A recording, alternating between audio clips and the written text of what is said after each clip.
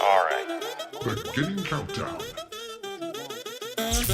Yeah. I'm not gonna lie, rather had fun on Yagi. Her pop on, drive out and riding bars. Honeyberry, counting dogs. I do what I wanna do. Good night, Mooney one, none and cool. Kurkjian man, just do it. Like Nike, just do it. Yeah. Devil, let me welcome to my palace. Tatiana Ellis, you just keep on wonder.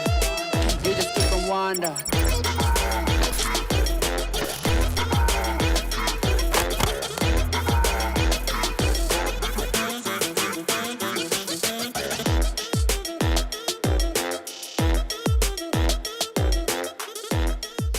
From Windy Hill on the Germantown campus of Montgomery College, Montgomery College Television is proud to present NJCAA College Baseball with the Montgomery College Raptors welcoming in the Garrett Community College Lakers. Hi, everybody. I'm Michael Brown, and it's my pleasure to introduce my partner who's going to be with me all afternoon long, Andre Anderson. To my left here is our stats man, Evan Brown. And Andre, I tell you what, we've got two really important games ahead of us today. We do. These teams are neck and neck in the standings, and I know both teams do want to win. Boy, that's for sure. They with the D2 NJCAA Region 20 tournament coming up, these two teams are neck and neck in the race for third and fourth place in that league, and it's very important when it comes to tournament seeding. So these games are a half. These two teams are a half a game apart coming into today. So if one team should be able to pull off a sweep today, that's really going to help them when it comes to postseason seeding. It is. And I know both teams are going to obviously try to play their hardest. They're going to, do all they can to win this game. So let's see what happens. Well, they're putting two of their best each team is starting two of their best players. So it's going to be real interesting to see how this turns out. Both teams have had excellent seasons so far. They played a lot of games. MC comes into this one with a record of 22-18 overall, 10-8 in Maryland JUCO, and like I said, most importantly, they are 11-7 in D2 play. So we are just moments away from getting the game underway. Raptors, of course, will be on the field first. And on the hill for the Raptors is Jared Hurlburt. Let's talk about him. Andre, he's had quite a season. He has. He has been coming off an injury. And is that something that we want to talk about a little bit before? Yeah, he had a Tommy John surgery about a year ago. Mm-hmm. The Raptors have been working with him cautiously to build up his arm strength. And talking to Raptors head coach Dan Rascher the other day, he told me that Jared has made tremendous strides from that injury. And he feels like he's strong enough now to give the Raptors 5 innings at least. Yeah, and that would be amazing if that could be the case. I mean, looking at his ERA on the screen right now, it is an incredible number, obviously with the 4 wins as well. I mean, this is a player that MC would love to have go as long as he can in this game. Boy, that's for sure. That ERA is infinitesimal. And he also has, and this is very important, he has an excellent strikeout to walk ratio. Hasn't allowed a home run this year. And he's also got a save on top of everything else. Okay. So we are set to get underway. And leading off for a very hard-hitting Garrett team. This team as a whole has a .308 team batting average. And number 10, Easton Roten is leading off. He's hitting .364 on the season with 19 RBIs and 1 homer. And there's the first pitch of the ball game, and it's a strike. Let's run through the starters for the Raptors. Of course, Hurlburt at there's a ground ball, and that's a base hit into right field. So Roten gets it going right off the bat. No pun intended. Yeah. Let's set the rest of the Raptors' defensive lineup. At catching is Logan Raftus. At first base is number 4, Will Burgess. At second base is going to be our second game starter, Daerek Sawyer. At shortstop for the Raptors is Van Rosenbaum. At third base is Frye, Eddie Frye. And right field, we have Elias Rosario. In center, Trey Mason. And in left field, we have Rosario. In right field, we have Rivera. There's a pop-up. Sawyer under it, and he gathers it in for the out.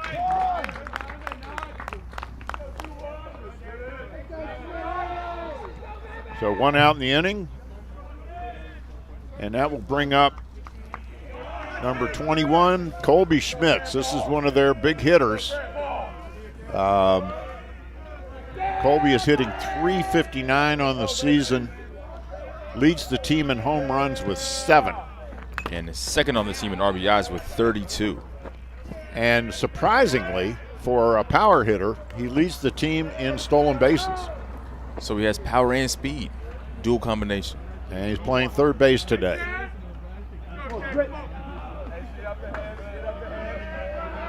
Hurlburt goes to first with it. He's keeping him honest.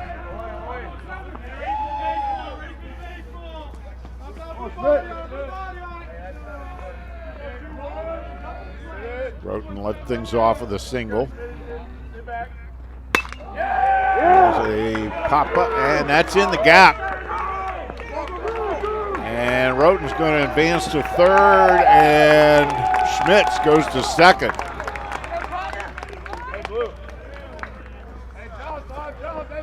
So Schmitz with a double to left center. And that puts 2 runners in scoring position here and brings up the cleanup hitter, number 5, number 5, Jacob Cannell. Cannell hitting .354. Takes it right down the middle. Cannell hitting .354 with 19 RBIs.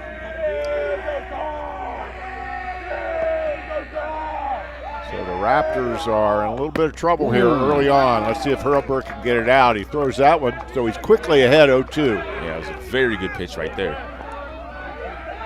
Cannell got a little piece of it.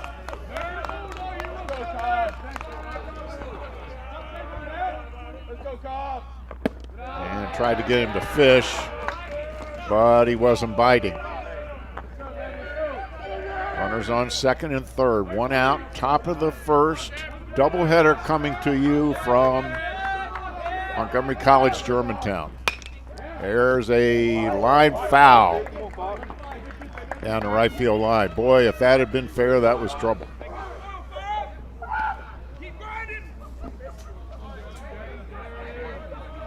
A little late on it. Our umpires today, Don O'Shea behind home, Dave Stewart in the infield.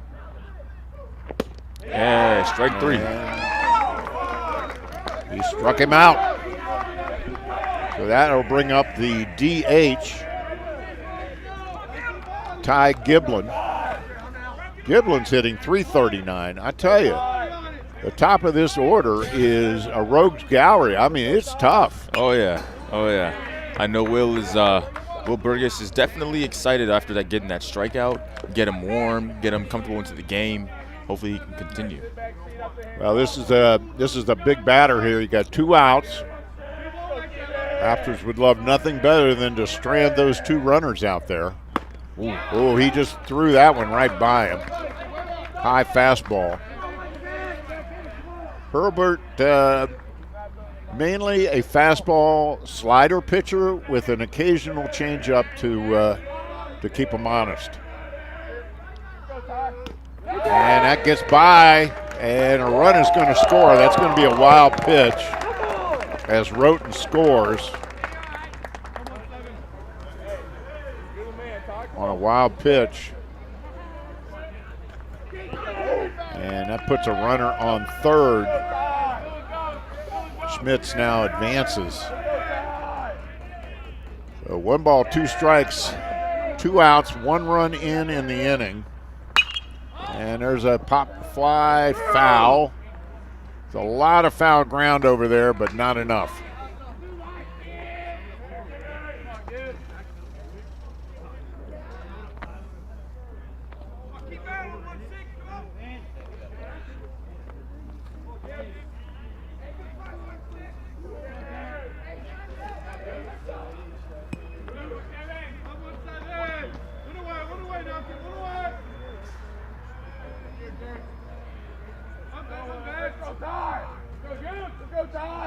There's another foul off to the right side.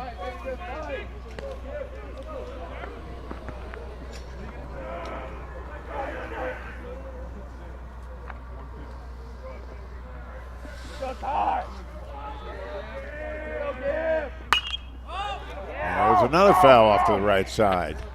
Keeping this alive.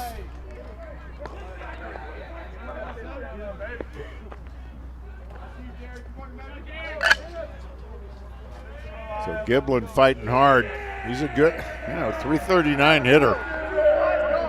18 runs batted in, 4 homers.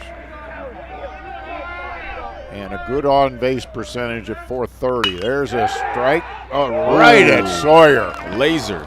Boy, he hit that one right on the screws, and perfect timing by Sawyer to end the inning.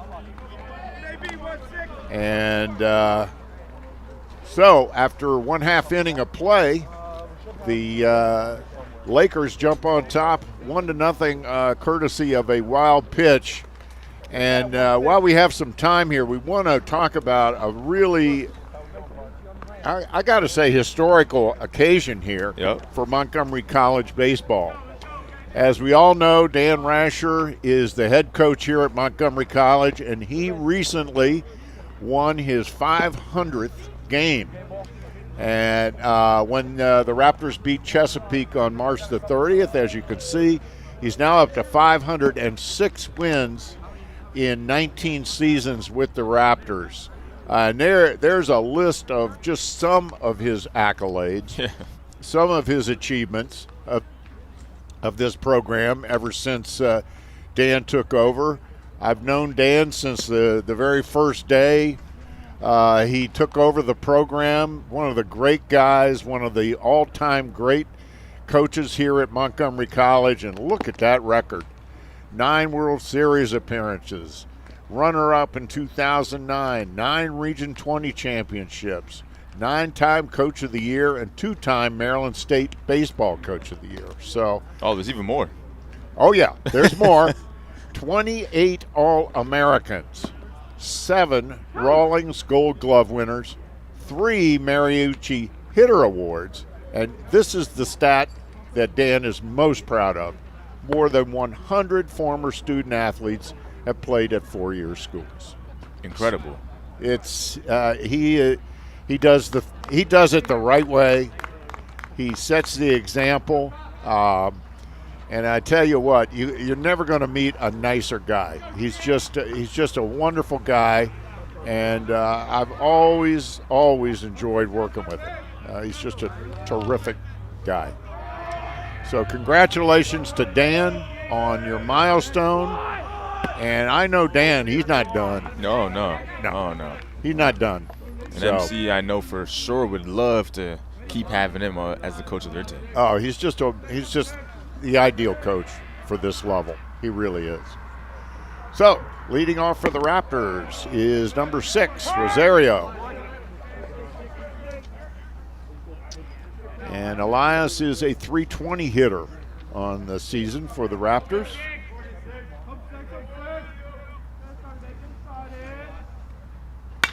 And he smacks it out into, and it's over the head of the center fielder. Rosario digging for second, and he's in with a stand-up double. And that is how you want to start. Let's take a quick look at the starting lineup for Garrett. On the hill is number 6, Colin Cottrell.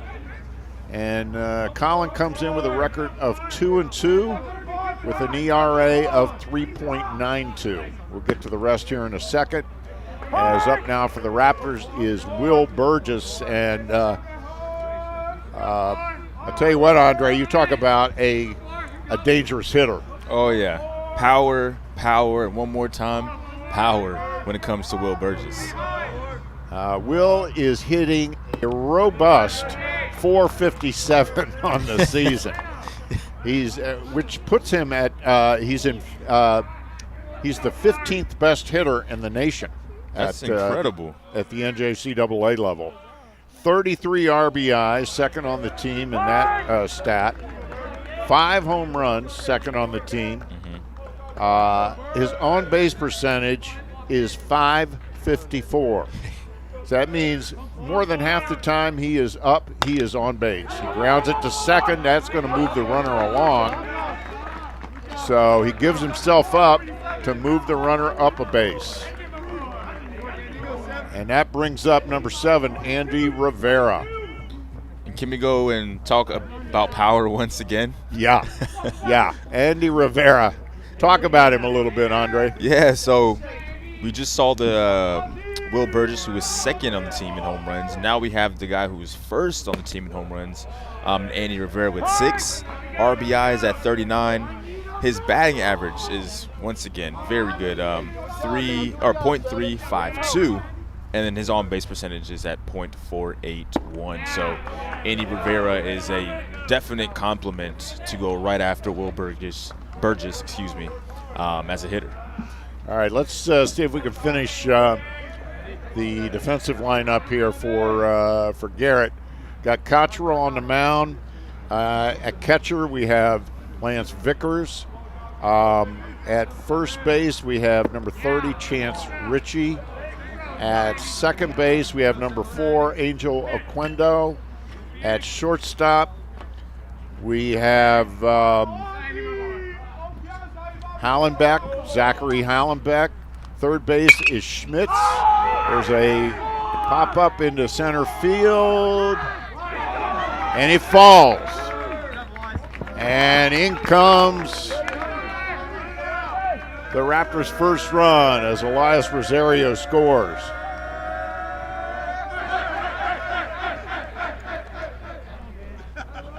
So Rivera with a bloop single to center. We'll take it. He'll take it. A hit's a hit, baby. Oh, yeah. If you're seeing this, a little bit of rain is starting to come down as well, so this can... And they picked him off. He slipped just a little bit. But this does change the conditions for how the teams are probably lining up on defense, maybe hitting as well. Yeah, I see a little bit of rain coming down. We've been, we had a little bit of that earlier in the day. It's not supposed to be serious. No, nothing crazy. So anyway, where were we? We finished the infield. In left field is Cannell, Jacob Cannell. In center field is Roten, who we talked about earlier, Easton Roten. And in right field is Batista, Eric Batista. So that sets the lineup for the defensive lineup for Garrett.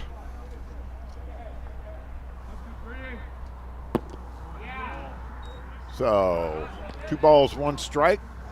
And up for the Raptors is number 23, Van Rosenbaum.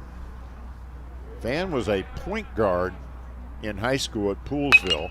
Oh, wow. He gets a lot of that one, but right fielder Batista's under it for the out. So the Raptors do come back and tie it at 1. And after 1 complete inning of play, we're all tied up 1-1. We'll be right back.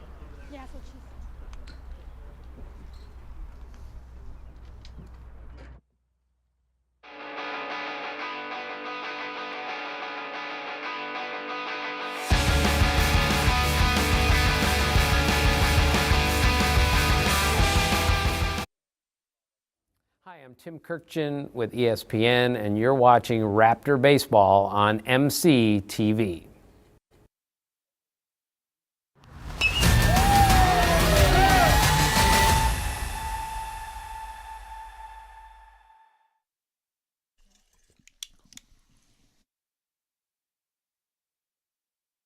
And welcome back to the Germantown campus of Montgomery College. Look at this beautiful drone shot of the campus.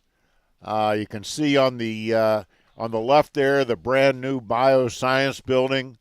In the center, that's the new student services building, correct, Andre? Yep, it is. And of course that globe, which is sort of emblematic of the campus, doesn't really belong to Montgomery College. No, but it is definitely something that is a staple for this campus. Oh, absolutely. It's talk about a marker. So anyway, up for leading off the inning is Hallenbeck. Number 7, Zach Hallenbeck. He is a 208 hitter on the season. Playing shortstop today, and he grounds a single, seeing eye single into, it gets by the left fielder, and that allows Hallenbeck to go to second base. So that's a crucial error there.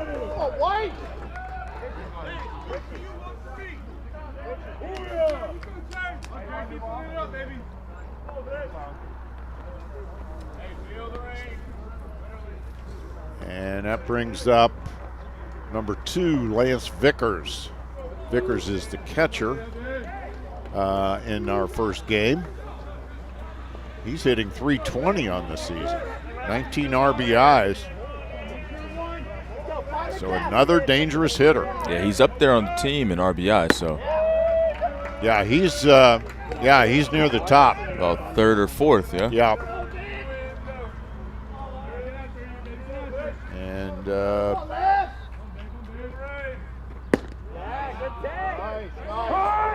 takes a strike, evens the count at 1 apiece. We're tied at 1. We're in the bottom of the first of a doubleheader. Both games will be 7 innings. Ooh. Of course, there is the 10-run rule at this level. If a team is ahead by 10 or more after the completion of 5 innings, then it's an official game. That's what they do at this level in a doubleheader situation. And he takes strike 3. What a pitch. Boy, that was a nasty one. He was frozen. And that brings up Chance Ritchie from Finzel, Maryland. If you know Maryland well, it's out there in the Western Panhandle, Finzel. Huh. Small town. I've actually never heard of it before. Well, you probably wouldn't. No offense to Finzel, Maryland, no, but the only reason I know it is I go through that route all the time on 68. Okay. 68 West. Plus, I have covered in my full-time days at Montgomery College. I covered some games out in Garrett. Okay. Very nice. Garrett, for those of you not familiar, is in extreme western Maryland. and it's right near Deep Creek Lake, which is why obviously the Garrett team is known as the Lakers. Not because of LeBron James, huh? No, has nothing to do with LeBron James or Jerry West or anybody. It's because they're right near the biggest lake in Maryland, one of the biggest lakes in the United States. So Richie. Yeah, Richie's he is actually the home run leader on their team, if I'm not mistaken. Am I mistaken? Yes, you are mistaken. I am mistaken. I am looking at actually getting on base, second base. However, he leads the team in doubles with 16. Yeah. And he's got 26 ribbies. So it is continuing to rain, but not hard. And we're just hoping we can get both games in without any delays. And there's another line drive, and they double him off. Wow. Sawyer with the catch and the quick throw to Rosenbaum, who was covering short. So a heads-up play there by the Raptors, and that gets them out of that jam. That was a great defensive play. Outstanding. Excellent play there by Sawyer. Now Sawyer, for those of you familiar a little bit with Montgomery College, he will actually be the starting pitcher in the second game. But talking to Raptors head coach Dan Rascher earlier this week, he said, the kid can play second better than he says he's one of the best second basemen I've had. So he said when he's not on the mound, we're going to have him at second. So he's really helped solidify the infield defense. So do a little bit of everything. Yep. He's already made 2 fine plays in this game. Jumping up for that line drive in the first inning, and now creating a double play here in the second to end the inning. So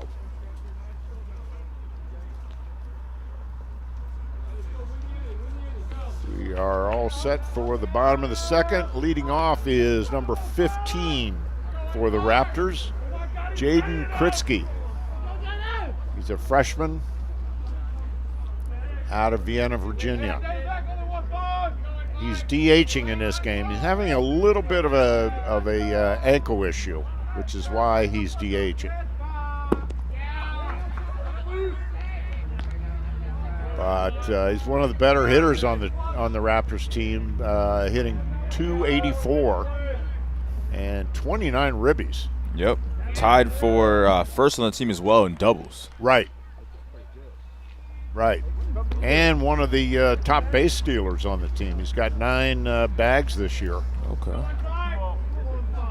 Gets on at a clip of 448. So almost half the time he's getting on base. The rain does seem to be picking up a little bit. It was not supposed to do much of anything today, but. And Kritsky walks to lead off the second. And of course, that is a pitcher's bane. They hate walking the leadoff hitter. The odds of the leadoff hitter scoring after a walk, they just jump through the roof. That brings up Trey Mason. And he shows bunt, pulls it back, but it's a strike. Mason, a .250 hitter, playing center field, extremely fast.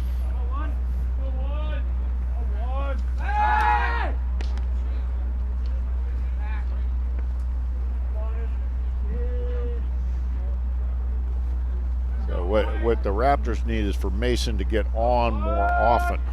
He's hitting .250 on the season. Oh, sharp great single into left field. Kritsky has to stop at second. So Single for Trey Mason, and that'll bring up Logan Raftus.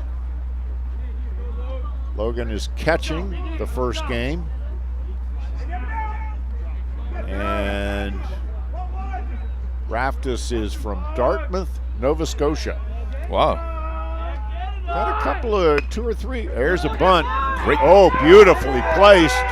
Throw to first. They got him, but both runners advanced. That was close. Very close. That was very close. But that's the first out of the inning. That was a beautiful bunt. Excellent job there by Garrett to get the out. I thought we were going to have a bases loaded situation. Yeah, but that bunt did set up the team to get him in position to score here. So we'll see what happens. That brings up Eddie Frye, number 12. Eddie is playing third in our opener. Got 2 runners in scoring position. He pops up, and it's out of play. Frye is a .229 hitter for the Raptors. 7 ribbies on the season. And that's low. Cockrell.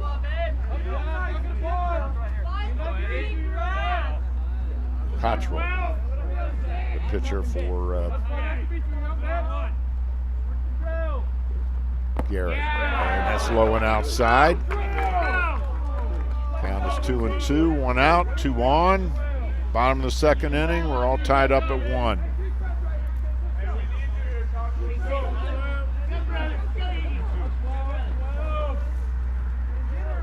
As we said, Cottrell is 2-2 on the season. And late swing, he fouls it off. He's hanging in there.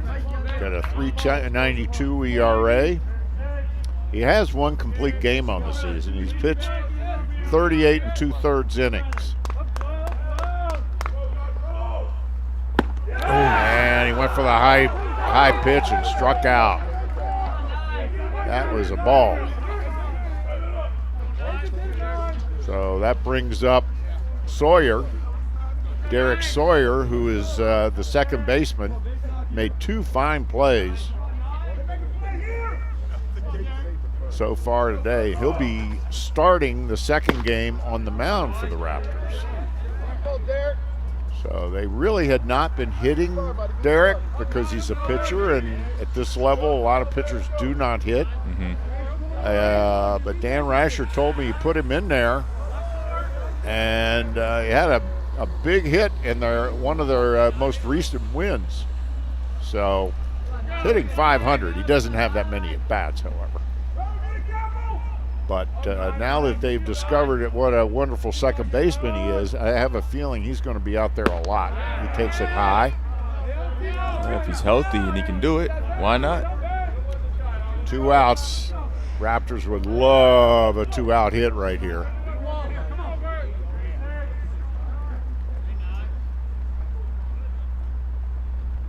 Great hit. And that is, he hung up there. Thought it was going to drop, but it didn't. It stayed up, and Cannell made the catch, and that ends the inning. So the Raptors threaten but do not score. And we'll be right back with the start of the third inning after this quick break.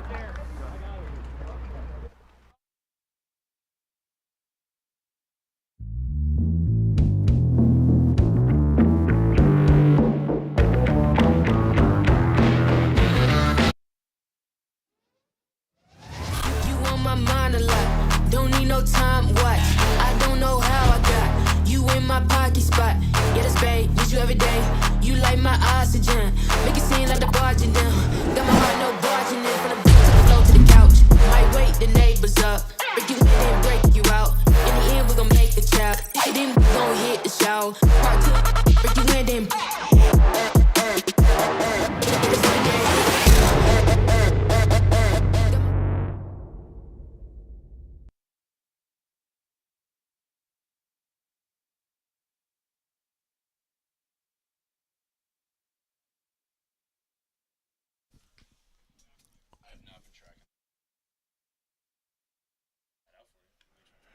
And welcome back to the Germantown campus of Montgomery College. Michael Brown alongside my partner, Andre Anderson. We are getting ready for the start of the top of the third.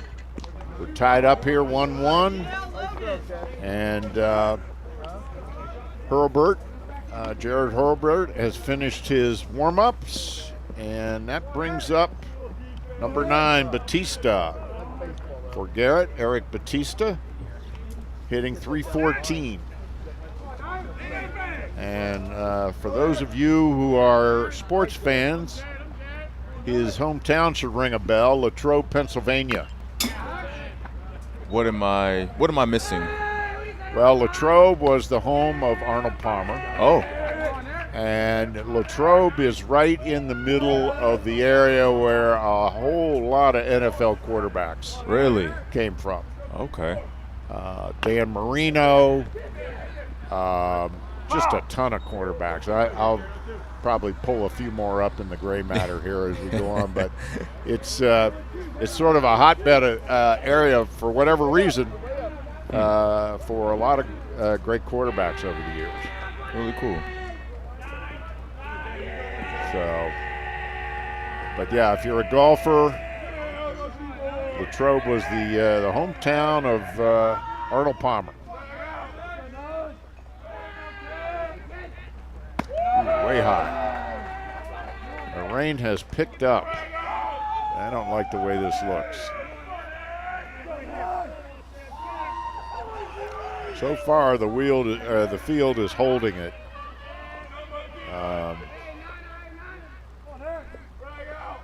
It's just sort of he hit it. So Batista takes his base.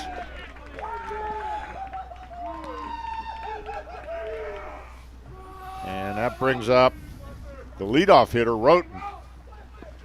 Now, he singled in the first and came around to score on a wild pitch.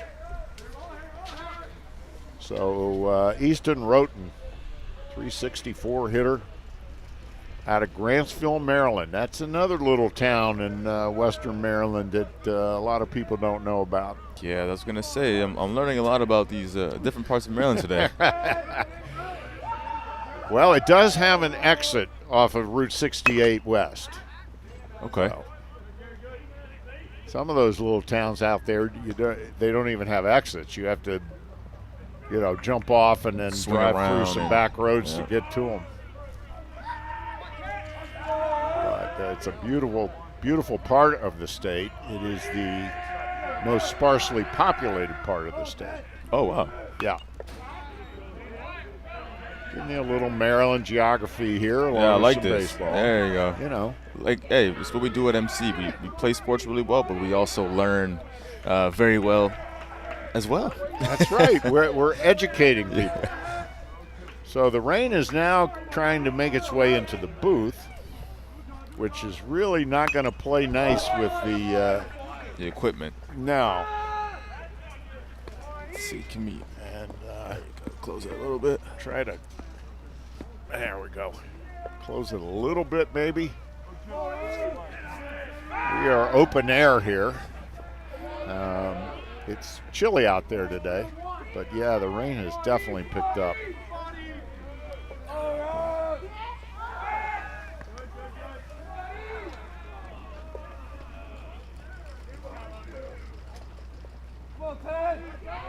Okay. One thing TV equipment doesn't like is moisture.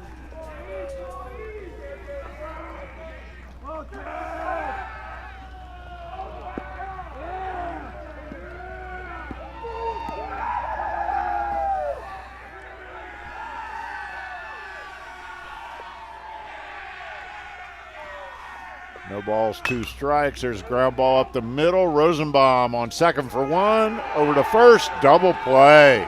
Outstanding. So Roten hits into a double play. Nice play there by Van Rosenbaum. He didn't hesitate. No, not at all. There's been great defense so far by Montgomery College.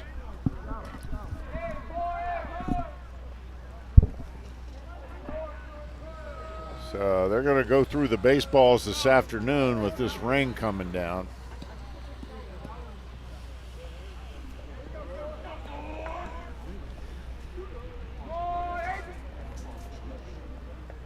We may need a window cleaner here, Andre. I know.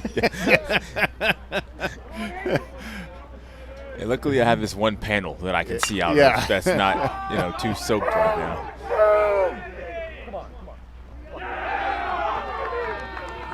And he fouled out. That was out of our view, but he ran over and grabbed it. So that ends the inning as Aquendo pops out to right field. And that ends the top of the third inning. And we're going to keep it right. Well, I'm not sure if we're keeping it right here or not. So, but that is the end of the top half of the third. And we're still tied at 1.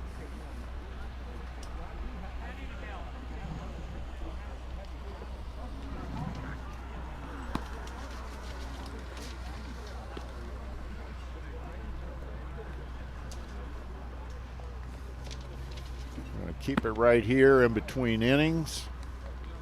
That rain is a little more serious. We'd like nothing better than to see it come to an end.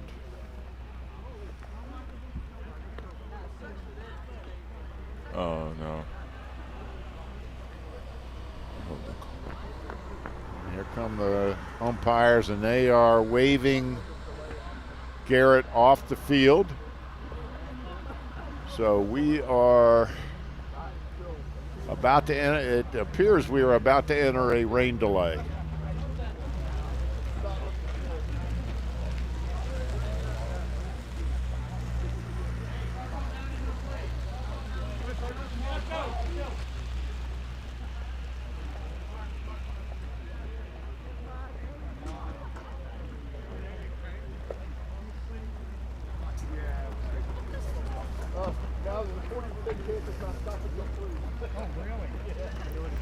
So Garrett is off the field.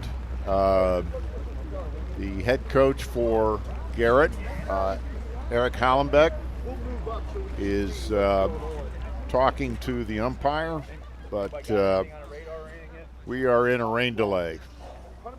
Talk a little bit about Eric. Eric is in his 17th season as the head coach of the Garrett Lakers.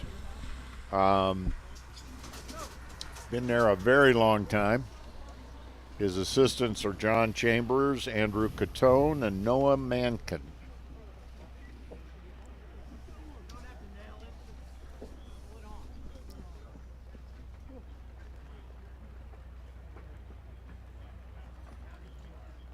All right, so we just heard from the production truck that the umpires have decided to stop the game for 15-20 minutes to see what happens with the rain, and they will.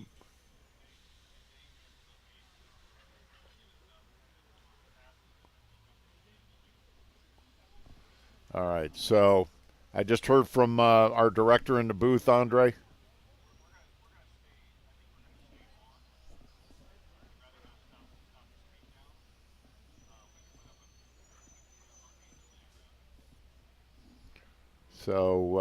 So where we are right now, folks, is we are in a temporary rain delay. The umpires have notified both managers that they're going to give it about 15 to 20 minutes to see what happens with the rain. And hopefully it will end, and we'll be able to resume action. But we are in a temporary rain delay. And again, in about 15, 20 minutes, the umpires are going to make a call. Again, these games, Andre, as we have talked about, are so crucial. Yeah. To the season that they really want to get these games in. Oh, yeah. We're right down at the end of the schedule. Garrett has 6 games after today. should both these play. The Raptors have 4 games after today, should both these play. So Raptors have played a couple more games. But as we talked about, they are neck and neck in the D2 Region 20 standings, and that is real important when it comes to tournament seeding. Yeah, it does, especially when I think it's like a half game that the two teams are away from each other. Right. A sweep would be an incredible boost Yes. to the obviously morale of the team, but also into the standings. So a sweep would be amazing. Obviously, one game would be good too. But these games are crucial. They're critical, and hopefully, this rain that came out of nowhere will stop so that these teams can finish out their games. Yeah, they have a tarp out right now over home plate and also over the pitcher's mound. But and the umpire is scanning the skies, Dan O'Shea. The home plate umpire is always the head umpire for the game. So it's going to be, well, he'll consult with both managers. Yeah. But, of course, they don't want to run the risk of, bad weather can really affect the play of the game. Mm-hmm. And, of course, you don't want to run the risk of players getting hurt. Of course. I mean, imagine throwing the ball as a pitcher.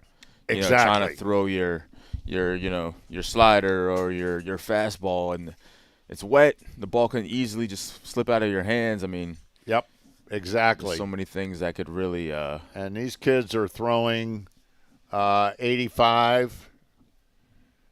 Some of them are touching 90 on occasion.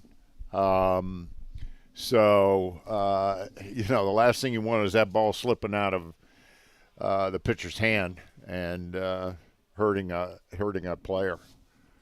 And also, you got to worry about slippery outfield, Yep. hamstrings, ankles. The infield as well. Yep. So, we're going to hang here, but, boy, it would be very disappointing because, again, the importance of these two games. Our statistician here, Evan Brown, giving us a little update on Hurlburt. He's into the third inning now, and he's has a pitch count of 39, and I know that's an important stat. It is, especially coming back from his injury and things like that. Exactly. He's allowed 3 hits. He's walked 1. And he's struck out 1 so far.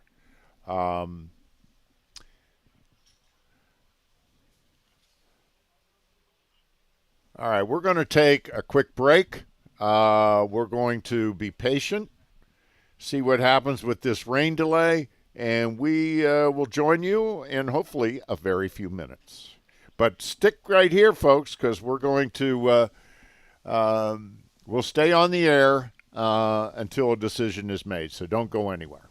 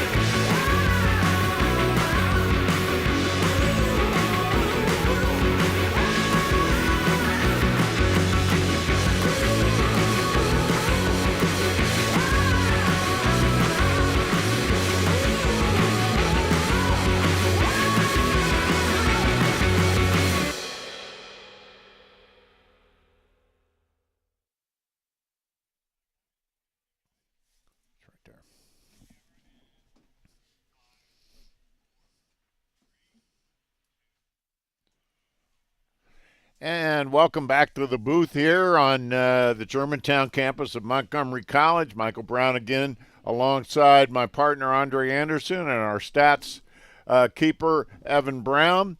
And we just wanted to give you a quick update on the rain delay situation. They are working on the field.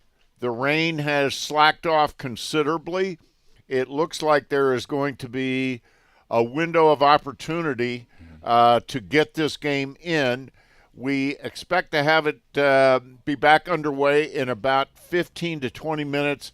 They're working on drying out a couple of the areas that got a little bit of extra rain, and the areas like the batter's box and the pitcher's mound. But the good news is, folks, it looks like we will be able to resume action. So stick with us. We hope to be back with you in 15 to 20 minutes.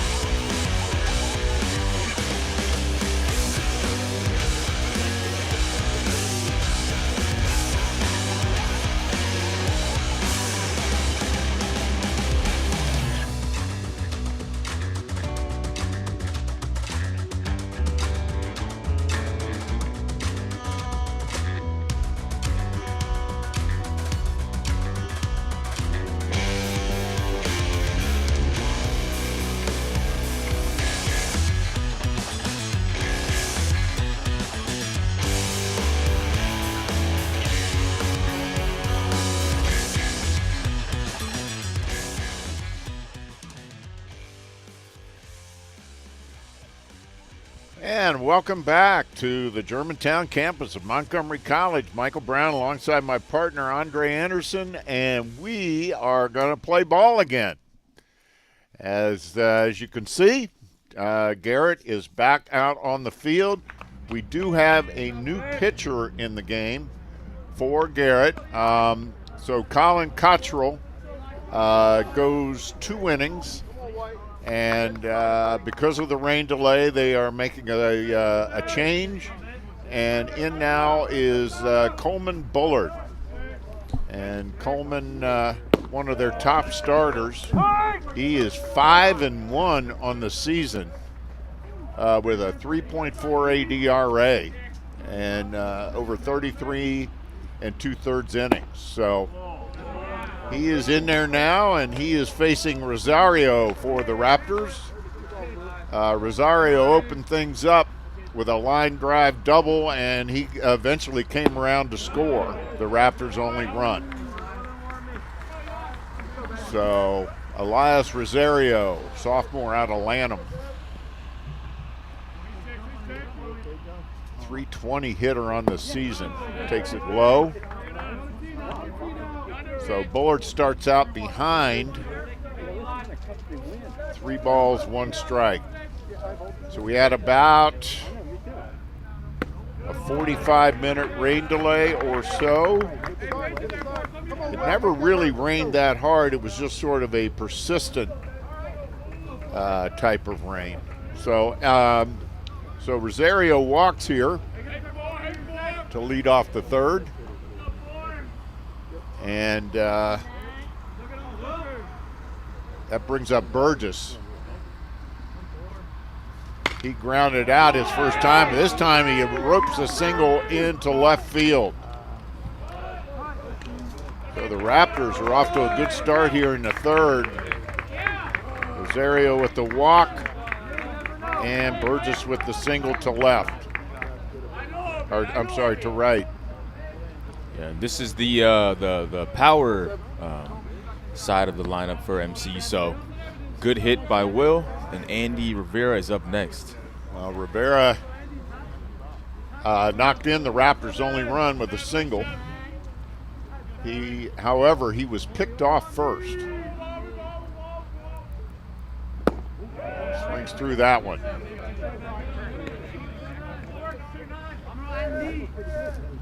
So Andrew Rivera is a .352 hitter.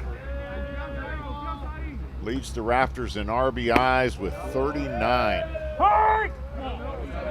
He has 6 home runs. Leads the team in that category as well. And tied for the team lead with 13 doubles.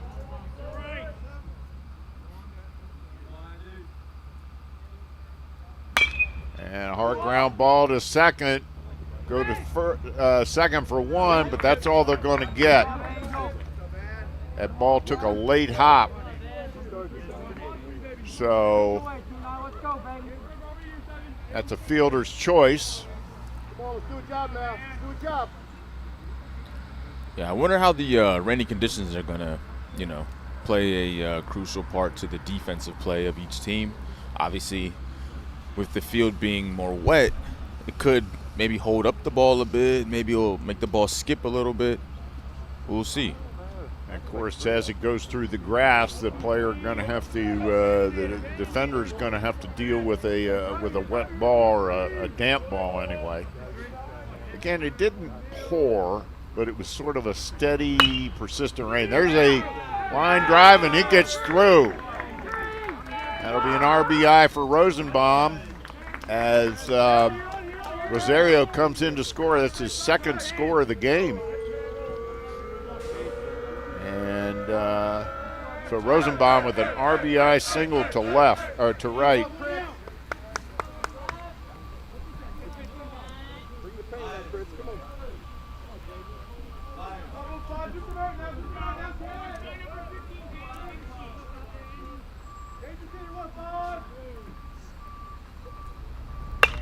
And there's a ground ball to short, to third for 1. That's all they're going to get. So Kritsky grounds out and is unable to move up the runners. That brings up Mason. And Trey had a single to left his first time up.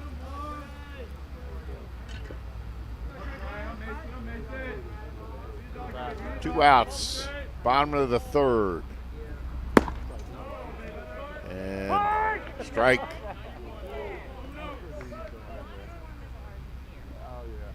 It's turned quite chilly here on Windy Hill. And there's a pickoff attempt at second. He's back.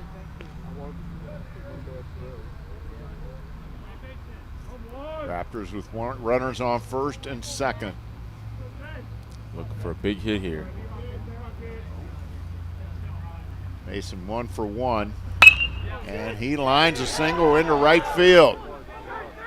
Here comes Rosenbaum around third, and he scores standing. And Mason goes to second. So Rosenbaum scored. Mason with the single to right, so he's 2 for 2. Having himself a solid day. Yep. Raptors now up 3-1. They put 2 on the board here in the bottom of the third. And that brings up Raftus, the catcher. And he takes a strike on the inside corner. Raptors with runners on second and third. Raftus would love to bring them in. Hitting 245 on the season. He had the bunt the first time up. Well, there's a liner right back up the middle. And that's going to score 2 as Raftus line one right through the box, right through the pitcher's mound.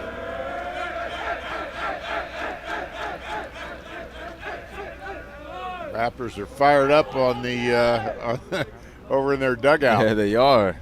That rain delay sure did a number for them. I mean, they came out here with a lot of energy, and they're getting some people to home plate. It's a 4-run inning. And that brings up Frye. He struck out his first time up. But he's 0 for 1. And he takes it for a ball. Frye, third baseman today for the Raptors. Raftus with a big 2-out RBI single. That's the kind of hit a coach really loves. 2-out single. Brings in 2. Raptors up 5-1.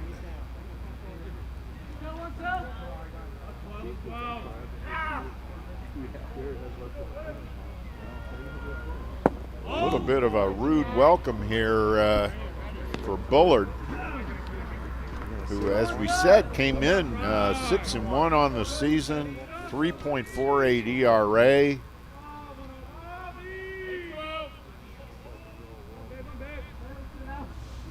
I'm sorry, make that 5-1 on the season. Still. And that was strike 3. Bullard thought it was strike 3. He walked off the mound, but it was only strike 2. He faked me out. Yeah, me as well. And that's outside. That plate is hard to see. It is. I'm assuming they can see it better than I can. We have an excellent vantage point here, very close to the plate. There's it now. Oh, wow. Oh, and that is fair. Stayed fair. Here comes Raftus. And Frye with a double. Great hit. That almost looked like it was going out. Could have been a foul ball, but tricked the third baseman. He didn't even go for it. No, I think the third baseman thought it was going foul. Yeah. But it stayed true. So a little meeting of the minds there on the mound for Garrett. The Raptors with a nice rally here. And that brings up Daerek Sawyer. He's 0 for 1.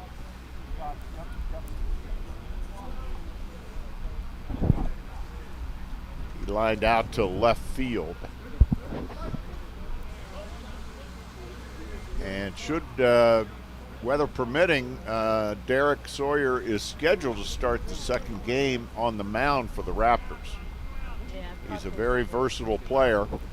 Can play infield as well as pitching. Do a little bit of hitting as well. He hit the ball hard first time up. We are told that the Raptors' Hurlburt, who started the game on the mound, will continue to pitch after the rain delay. We'll find out for sure in just a few minutes. But the Raptors still at bat. They'd love to keep it going. On second and third. So another opportunity here for the Raptors to pick up a little more cushion. Leading 5-1. There's a line shot to left, but right at the left fielder. Boy, Sawyer got a lot of that one. Hit it solidly, but right at the left fielder. He just had to take a couple of quick steps back, and he had it. We're going to take a real quick break. We'll be right back with the top of the fourth after this.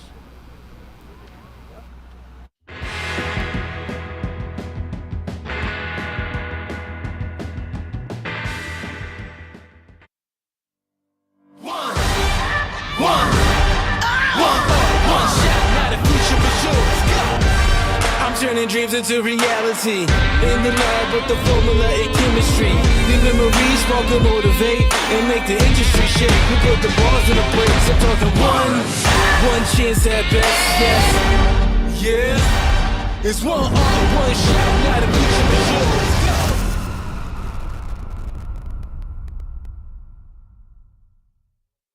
Back out there.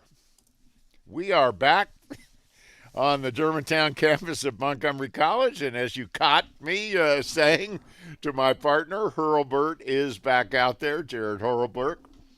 He started the game for the Raptors. It looks about as bright as it has all day. Reviewing his stats up to this point, Andre, pitch count of 39. Yeah, 39 pitch count, 3 hits, 1 walk, and 1 strikeout as well. And, of course, he allowed the 1 run in the top of the first. And it scored on a wild pitch. Yeah. So, so that brings up number 21, Schmitz. Schmitz had a double to left his first time up. That's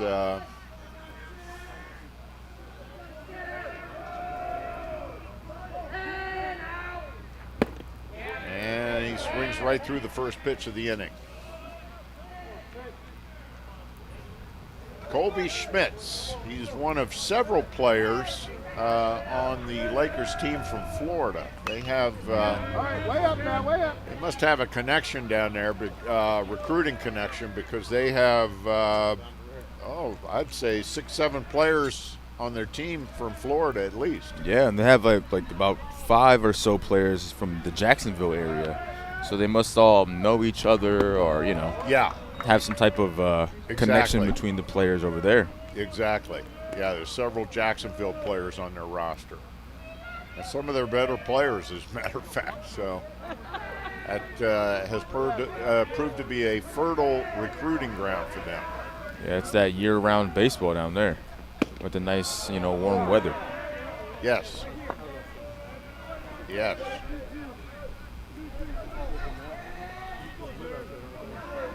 So, and that's inside. Full count now on Schmitz. Schmitz is a .359 hitter, leads the team in home runs with 7. Stolen bases. He pops it up, and it's out of play. There's not much foul ground on the third base side of the field. So you quickly run out of room over there. Right field is a different story. There's quite a bit of space over there. Schmitz pops it up on the right side. Burgess under it. Sawyer's going to take it. Sawyer definitely had the easier play. They're now saying we need to communicate a little better. Yeah. Oh, yeah. Well, at least one thing is the sun is being blocked by all these the overcast weather, so they won't have to look up into the sun to make those catches. And that brings up number 5, Jacob Cannell. He was a strikeout victim his first time up. Yeah, the sun is not a factor today, sadly. Yeah. Not like it will be tomorrow. No, tomorrow it's going to be over 80. Today, it feels like late March.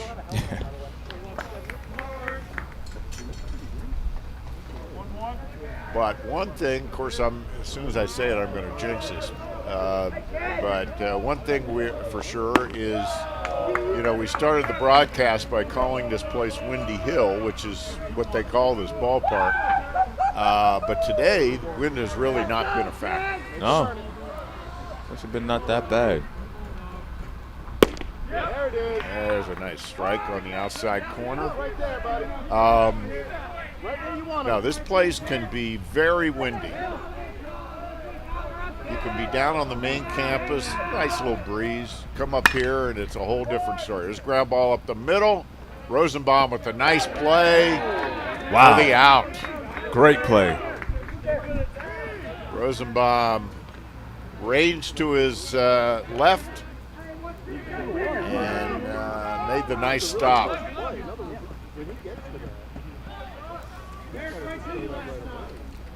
So 2 outs now. And that brings up Giblin. He lined a double. One more, 1-7. One more, baby. His first time up. I'm sorry. He lined out to second base his first time up. That was an excellent play. And now memory is coming back. That Sawyer made a nice jumping catch on that. Timed it perfectly.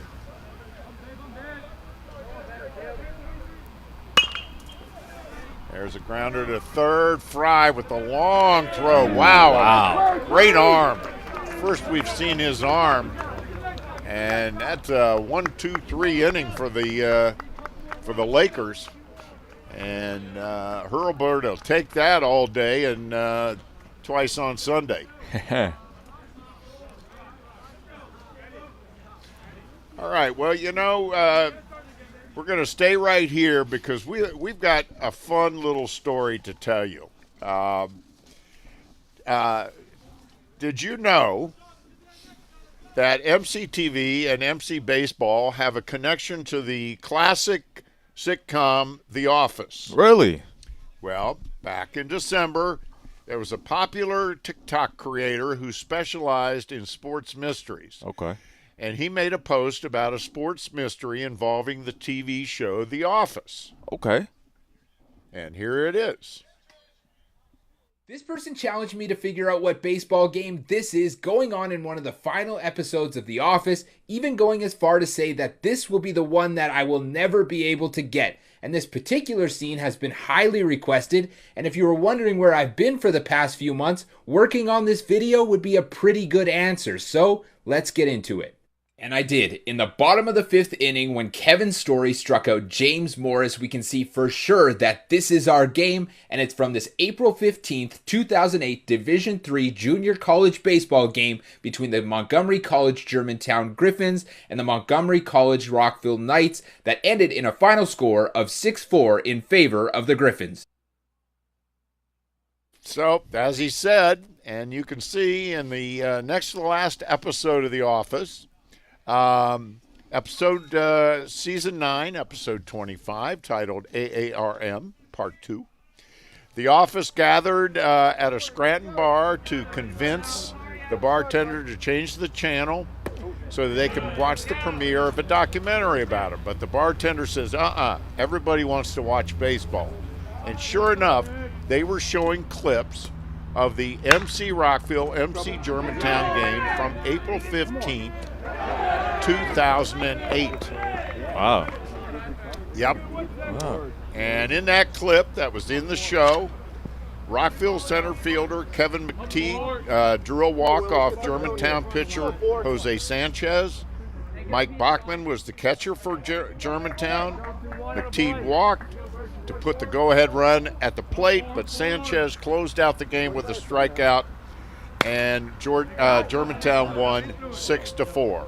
Germantown third baseman Shane Ittenbach, remember him well, was player of the game. He was 3 for 5 with 3 ribbies and a double. That Germantown team that year went on to finish with a record of 31-10. They were the 2008 Region 20 champs, and which was one of 9 times that MC Dan Rascher has led MC to the region championship. And I was calling that game. That's how long I've been around. This was 2008, folks. Wow, that's incredible.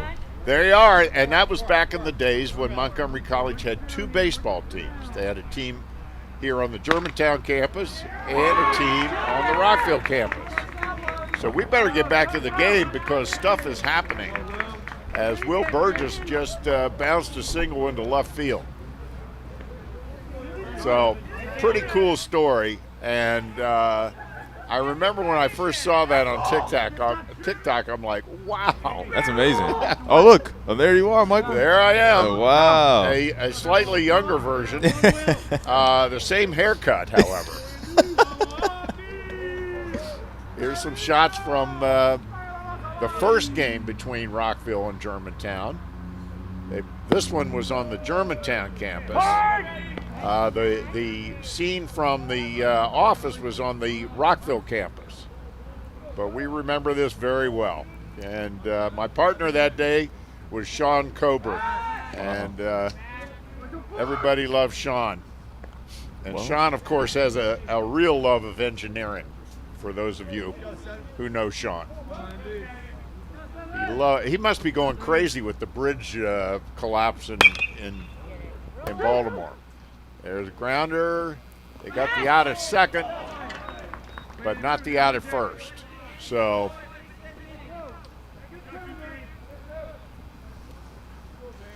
Burgess is erased on the fielder's choice at second.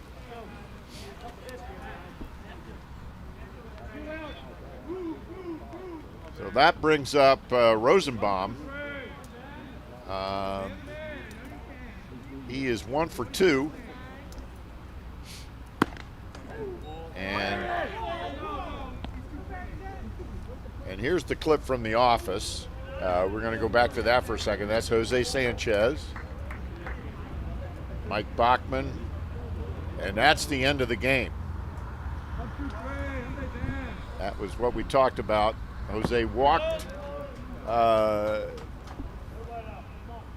the previous hitter and then struck out the next batter to end the game. We'll never know how they got that footage. They must have probably gotten it off our YouTube channel because, as you well know, Andre, you have a lot to do with that. Basically, every game that Montgomery College has ever done for television is on our YouTube channel. Yep, it is on the YouTube channel. All the sports that we cover: basketball, volleyball, soccer, men's and women's. And, of course, as you're seeing right here, the baseball. Oh, nice play. He knocked it down, but there's no way he's going to get him. Uh-oh, now they got a runner in a jam. But, he should have been out, but he kicked the ball out of his glove. That. So, Rivera kicked the ball out of his glove. And he's now at third base. Raptors have runners on second and third with 2 outs, and that brings up Kurkjian. He's walked and grounded out. Yep, this is a critical at-bat.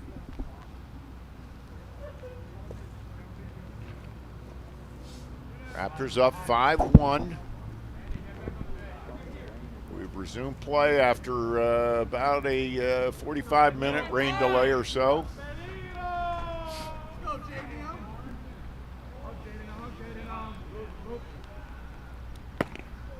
Kurkjian takes it outside.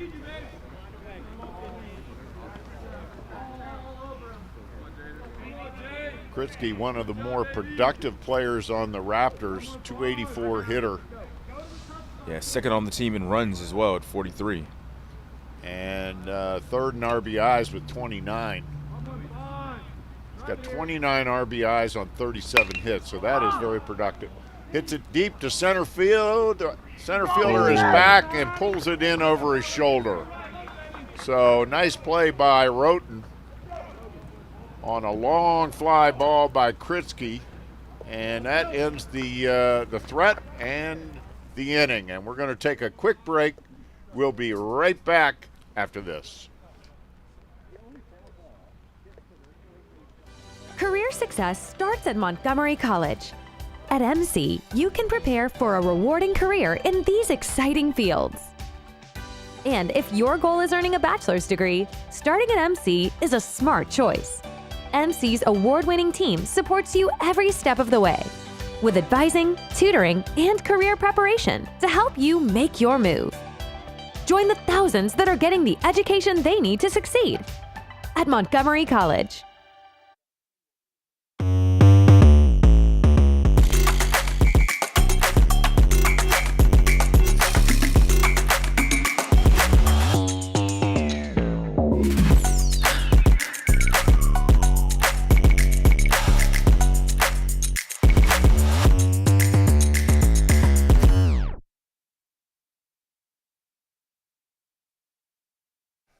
And welcome back to the Germantown campus. We are just about set to start the top half of the 5th inning. And Jared Hurlburt is still out on the mound for the Raptors. And, Andre, we were talking earlier in the game about Hurlburt. He is coming back from Tommy John surgery last year. And talking to Dan Rascher this week, head coach for the Raptors, he told me he thought he could get more length out of Hurlburt, that he had progressed to the point where he thought he would be capable of going 5, maybe even 6, depending on a pitch count. Yeah, and that's one thing that the coach was talking about beforehand. And they didn't want to rush him back. They were saying how they want to make sure that he's healthy. They want to make sure that, obviously, the player's his health comes first. But they think that he is ready to do just that and hopefully go 7. So we'll see today. As a young guy, as a sophomore, out of Sykesville, and he's looked very strong so far. Hallenbecker's up, and he is 1 for 1. Only his second time up, so that shows you how efficient Hurlburt has been. He pops it down the right field line, and Burgess puts it away.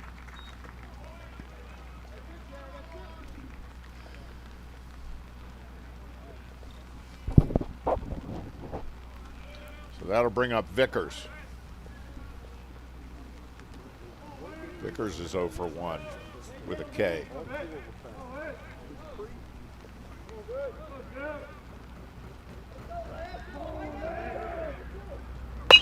Ground ball right back to Hurlburt. He knocks it down. He's still got time for the out. It was a great defensive play by the pitcher. A little bit of a hockey goalie stop there. He's smiling, so he must be okay. The home plate umpire, Dan O'Shea, is confirming that.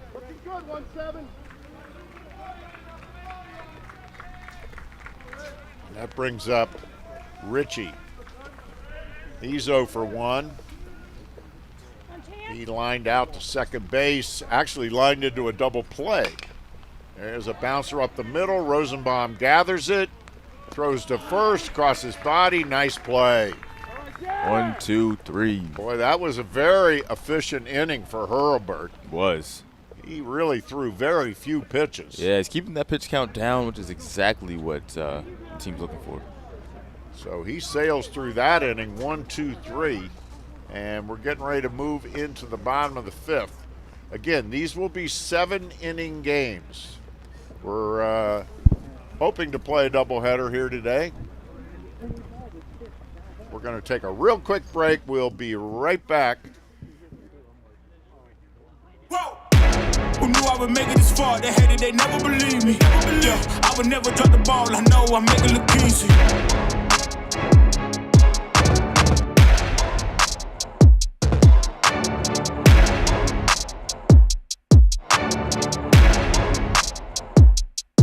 MC is defined by those who put in the work, and MC students do.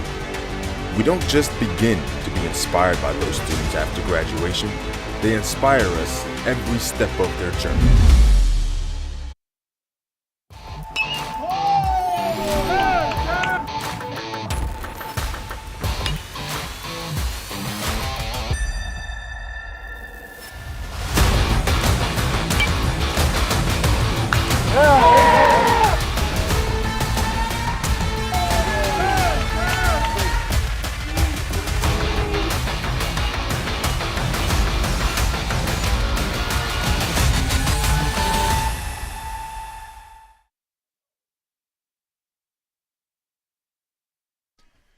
And welcome back to the Germantown campus of Montgomery College. We are all set for the bottom of the 5th.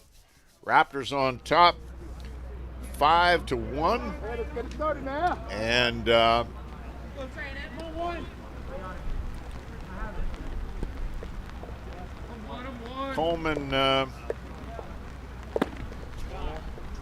Coleman Bullard still on the mound. And this is Trey Mason. Mason is 2 for 2. Single to left, single to right. He's got an RBI. Having himself a nice day. Very productive. Mason is probably the fastest player on the Raptors team. Dan Rascher told me, half kiddingly, he said, I think the kid could cover the entire outfield himself.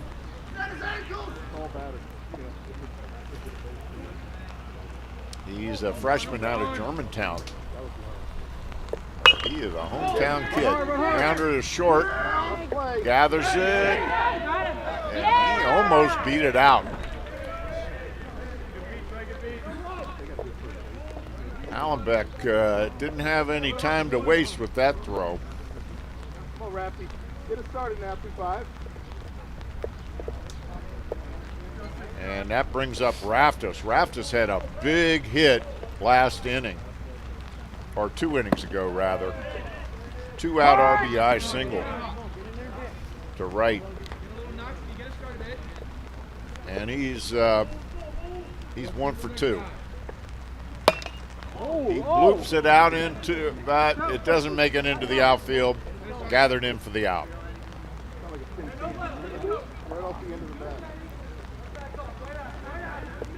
And that'll bring up Frye. Frye's 1 for 2. He's also got an RBI. I'm sorry. He's got a double. No RBIs. Rain has picked up a little harder.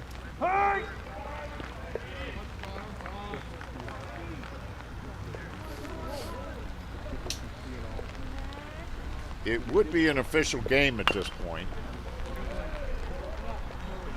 because it's a 7-inning game, and we are in the bottom of the 5th. So it would be an official game should the rain stop play.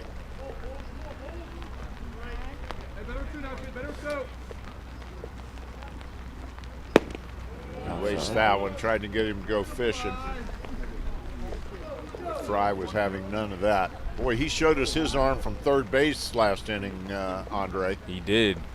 Threw it on a rope to the first baseman. And boy, there was no bounce, no nothing. I mean, that was a heck of a throw.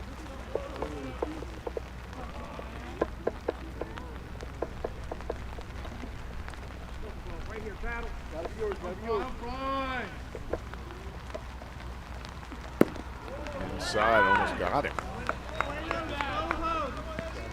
Full count. 3-2, 2 outs. Nobody on for the Raptors. Bottom of the 5th inning. Whoa. And he hit him. Well, he can't. The last pitch came in tight. Oh, yeah. Right in the back. And that one smarts. You're going to have to get that one rolled out later. Oh, yeah.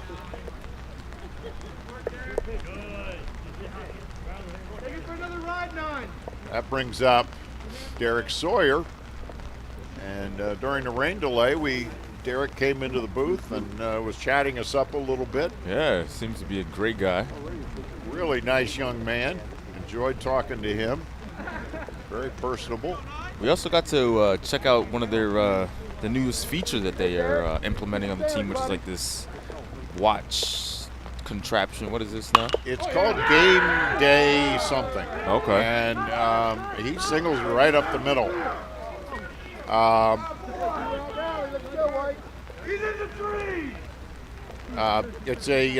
It's a system where all the players are wearing watches. And they have a controller in the dugout, and the manager or the coach can put all kinds of messages in there. Wow.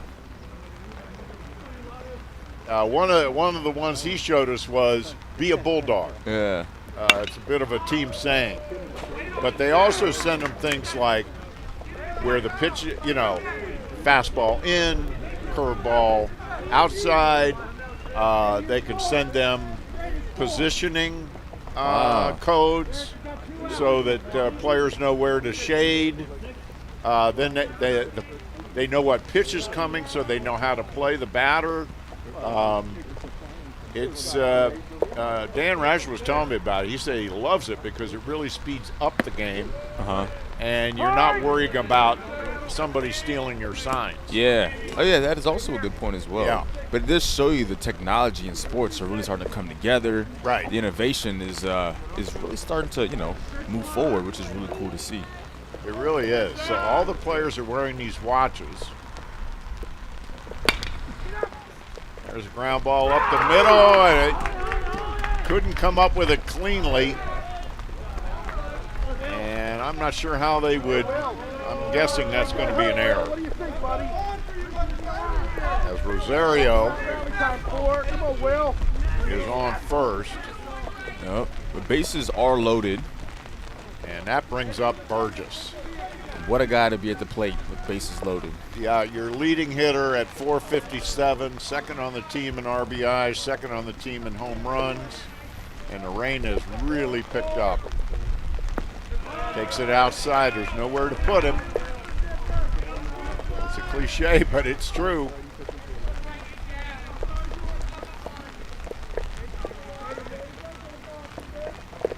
He is 2 for 3 on the day. He grounded out his first time up, but he singled each of his last 2 times up, and he scored back in the 3rd. Will Burgess out of Ashton, Maryland. He does some pitching for the Raptors as well. Ooh. Swings right through that one. He wants that one back. So he's behind in the count now at 1-2. Sacks are full of Raptors. Outside. Tried to get him to chase. Go fishing? Yep. Nothing on the line there. Left-handed batter. Not many of those in this game. Bullard now with a way out. High and outside. He's run the count full. 3 balls, 2 strikes, 2 outs. And the sacks are full of Raptors. Big moment here. And he struck him out. That was a big strikeout for Bullard, and now the umps are going to have a little conversation. And body language tells me this one might be going into the books. We'll see. He's over in the home dugout. The Raptors have not gone back out on defense, and as a matter of fact, they're going to get the tarps.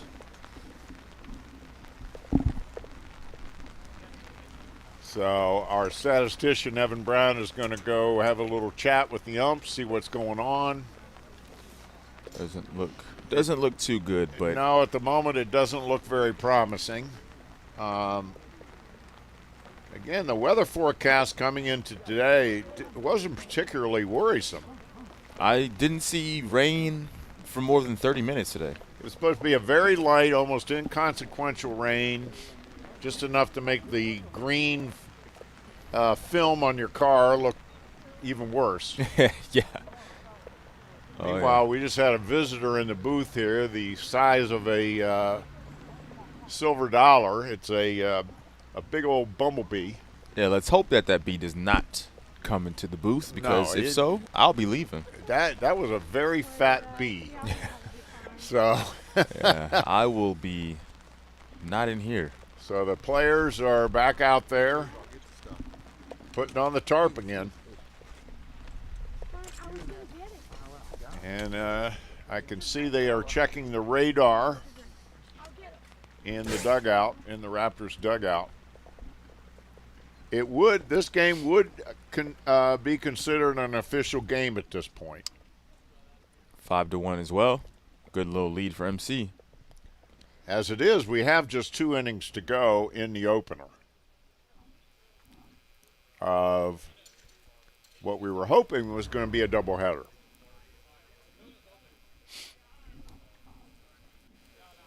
Now, the one thing I haven't seen is the head coach for Garrett join the conversation.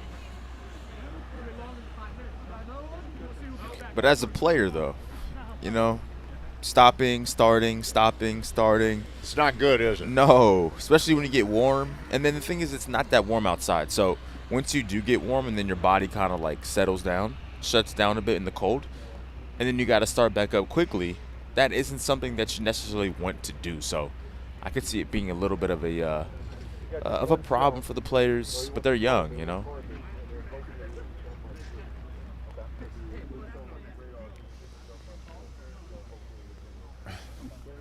So we are once again in another rain delay.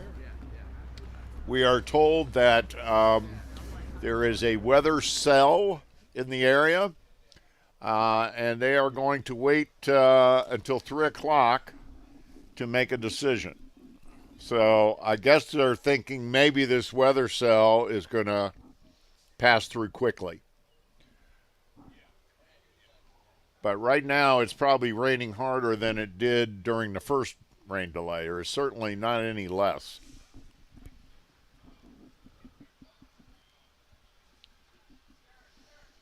So, back to what you were saying, it's got to drive the players crazy. Oh, yeah. Yeah, for sure. And I mean, on top of those things as well, as a player, you just want to play. So having, the weather be an issue or be a factor in why you can't has to be frustrating. But I know MC up 5-1. They're probably like, hey, we're in the driver's seat. We're feeling good. Hurlburt was pitching great. He probably had his best inning in the top of the 5th. Very efficient.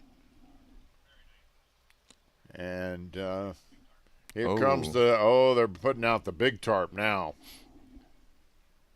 So this is serious business.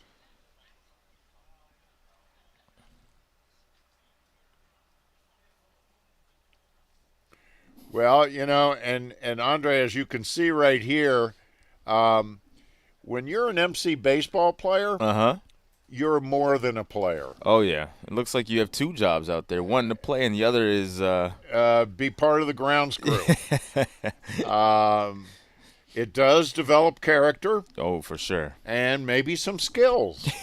Yeah. Where else can you learn to unroll a tarp that big?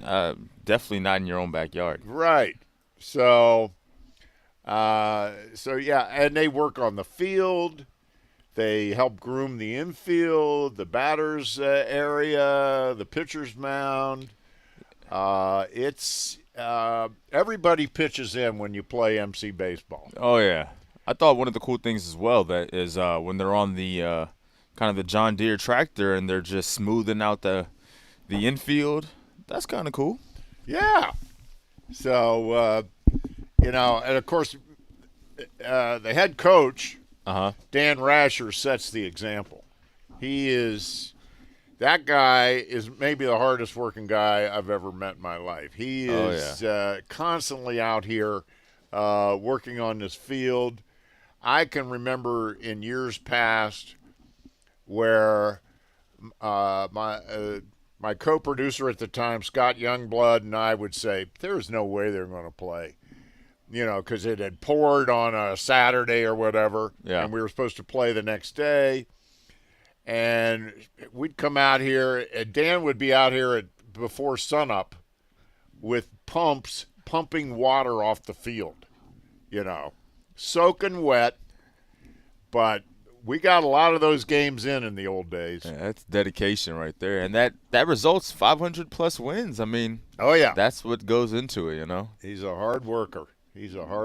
So, but there have been many of the time, and he'll come out here on weekends, if they're not playing. I remember his battle against the Geese a few years ago.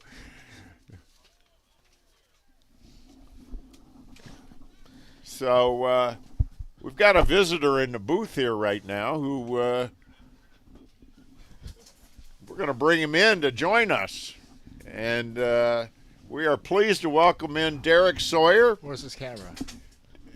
Oh, right. Daerek Sawyer, there you're looking right there, Daerek. Daerek is scheduled to start the second game of the doubleheader. Daerek is a freshman.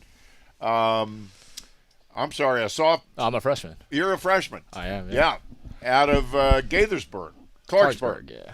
Did you go to Clarksburg High School? I did. Yeah, Clarksburg was fun. Enjoyed it? Okay. Yeah, Clarksburg, it was all right. Our baseball team was pretty good. So that's good. That's all that mattered. Yeah. Very cool. And what positions did you play in high school? I played all around. I was a shortstop, center fielder. I pitched. I played wherever my head coach needed me, And that is a sign of a good player. You just want to get onto the field, right? Yeah. Yeah, just anywhere I could produce. So what made you decide to come to want to play for MC? So I've actually known Coach Rascher for I think like 9 years. I'd always come to the camps that he'd host during the winter, and he's always just liked me. And my first college didn't really work out, and he was like, "Well, you're welcome to play here." And join the team. Nice. Where did you go your first for your first try? Stevenson, small D3 up in Owens Mill. Yeah. Yep. That's right near where our statistician lives. Okay. Yeah. So, I think, are you happy? Obviously, you're happy with your decision.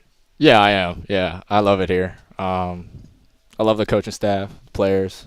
We're all cool with each other. So yeah, there seems to be good camaraderie every time someone comes in after a home run or an RBI, a little celebration. Yeah, I see that. That's cool. Yeah. So you got a lot of good team spirit going here, and you got a good ball club. Yeah, I mean, when we're hot, we're hot. Our defense is obviously looking a lot better. Yeah. Even day by day, I see all of our guys putting in hard work during practice. Yeah. What's your major at Montgomery College? Just general education right now. I don't really know what I want to do yet. I think I have a future. You got a couple years to decide that. Yeah, you're good, man. Yeah, a lot of time. Yeah. So I just got handed a note to ask you what happened on the fly ball that you caught. So I see my first baseman, and he's usually I think he's one of our better infielders. Yeah. He was right underneath the ball in foul territory, and I kind of see the ball, and I have a good angle on it, and it's kind of coming my way, and I'm like, yeah, I don't think Will has it. Yeah. And I'm just sitting there, and I finally realize, I'm like, oh, the ball's right here, and he would have called me off, but then I see his glove fly in, try to snag it before he did, and we got the out.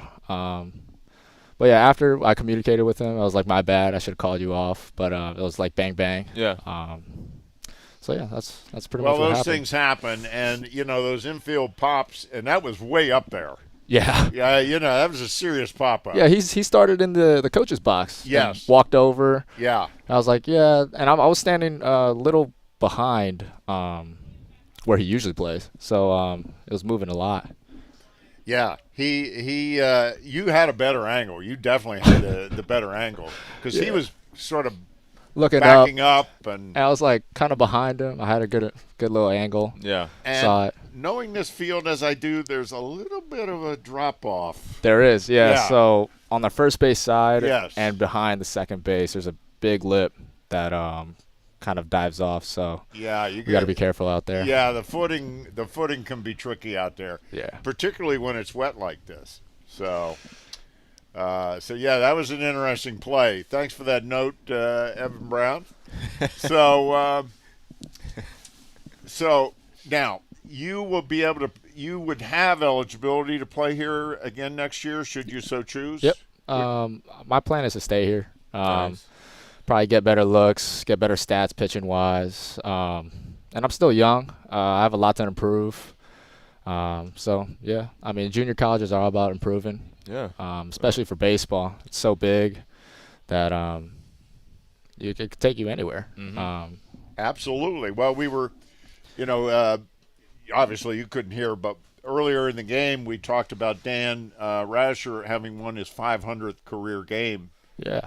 And the number of players, over 100 players, that he has sent along to four-year schools. Yeah. With scholarships. I mean, that's a big deal, particularly in this economy. If you can save money on college, you're going to have a leg up once you get out. Yeah, that's a lot. I see all Americans out there. He's got to update it, but he needs a new banner out there or a bigger banner because there have been more since that was put up there. Hopefully we get another year up there on the right side, region district champions. World Series champions. There you go. Yeah, that'd be nice. Yeah, we need to balance that out. Yeah, there's the obviously we're not showing that right now, but out on the outfield wall, there's a banner listing the All-Americans that have played here, and then there is another banner that lists postseason and World Series appearances. So this campus of Montgomery College has had a great baseball tradition ever since I became involved with Montgomery College back in the early 2000s. So been here a while. Well, I'm retired now. Okay. But I covered the Raptors baseball program for 20 plus years. Uh-oh. Here comes the pitching coach.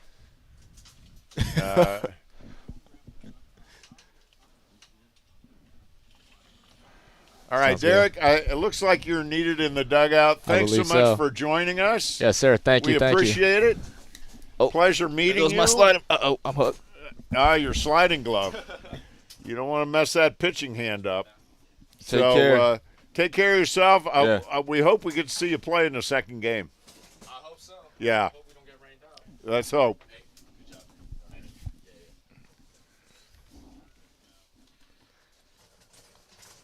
All right, we're going to take a real quick break. We want to thank Daerek Sawyer for joining us, and we'll be right back after a quick break.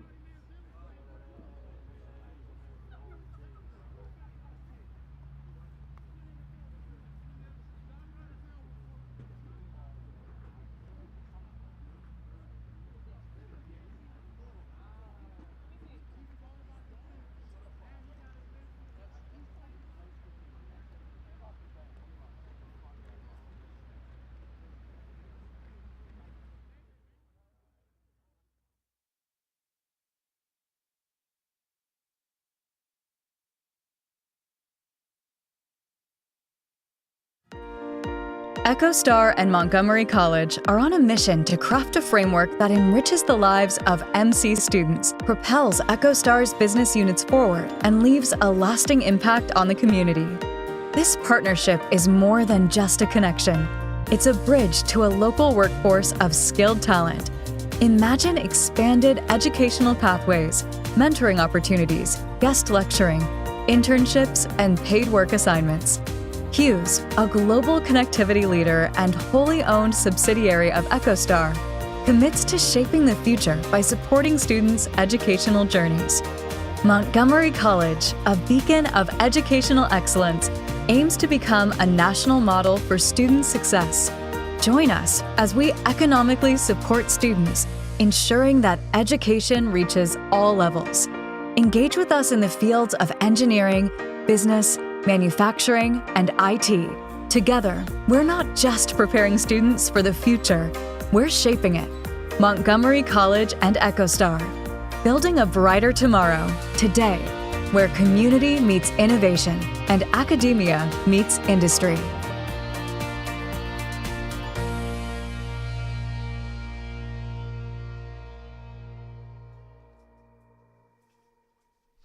And welcome back to the Rockville campus of Montgomery College. Michael Brown alongside my partner, Andre Anderson. We are joined by Tommy Luginbill. You got it right. Tommy is the executive director of PIC MC, which is an acronym. And Tommy's going to tell us what PIC MC is all about. Sure. So PIC stands for Pinckney Innovation Complex. So there was a President Pinckney, who was a beloved character in the community, did a lot for a lot of people, and when he retired, one of the last things they did was they named the center after him. So PIC MC, the way I describe it, simple terms, is think of the Germantown campus. Anything that is in an academic building is PIC MC. So we've got a hospital, medical center, incubator, bunch of land, and then now we got a satellite manufacturing plant. So that's PIC MC. Now, yesterday there was a special event. Tell us about that and what all that entailed. Sure. So, PIC MC is almost a decade. It's been 10, 11 years for this place to be here. And over the years, people have kind of tried to figure out what are we going to put here, what is good for the students, what's good for the school, and also the community. And so the idea to partner up with Hughes, who's a long-standing partner with the college, came about. And a few years back, they said, you know what, Hughes, they want to expand, and they want to start making the satellites that they sell and put all over the world. They want to start making them right here. So Hughes built a satellite manufacturing plant, and we had a ribbon cutting yesterday, which is a very, very big deal. Wow, that is a big deal. And here's some video from yesterday's event. Nicer day yesterday than today. Yeah, well, I figured you guys could use some help during the rain delay. So, you guys gave me an out on this, but I said, nah, they'll want to talk. So there's the president of the college. There he is. And there you are right there. Yeah, on the right. I'm on the right. There you are. Nice suit. Okay. Well, yeah, I do kind of clean up a little bit better. And this is inside the facility? Yeah, this is inside. Private tours had to be given. There's a lot of security in the building because of the nature of what they do. Mm-hmm. So I didn't even get a tour. Wow. I mean, I've had one before, but yeah. There's Dr. Pinckney. Dr. Pinckney was there. His wife came. Believe it or not, he's 80 years old. Oh, really? That guy takes care of himself. Yeah, he didn't look 80 at all. No, he looks great. That's the back of the building. Now, where is the building exactly? So if you're on campus, most people know where the hospital is. Yeah. Right. And so just imagine literally across the street from the hospital. And there's been a construction site there, but now it's a full building and people are working there. Wow. Yeah. I actually was in that hospital about a year ago for a knee problem. Well, it looks like you're doing better. I'm much better than I was that day. Well, do you have a fake knee now? No. I severed my quad tendon.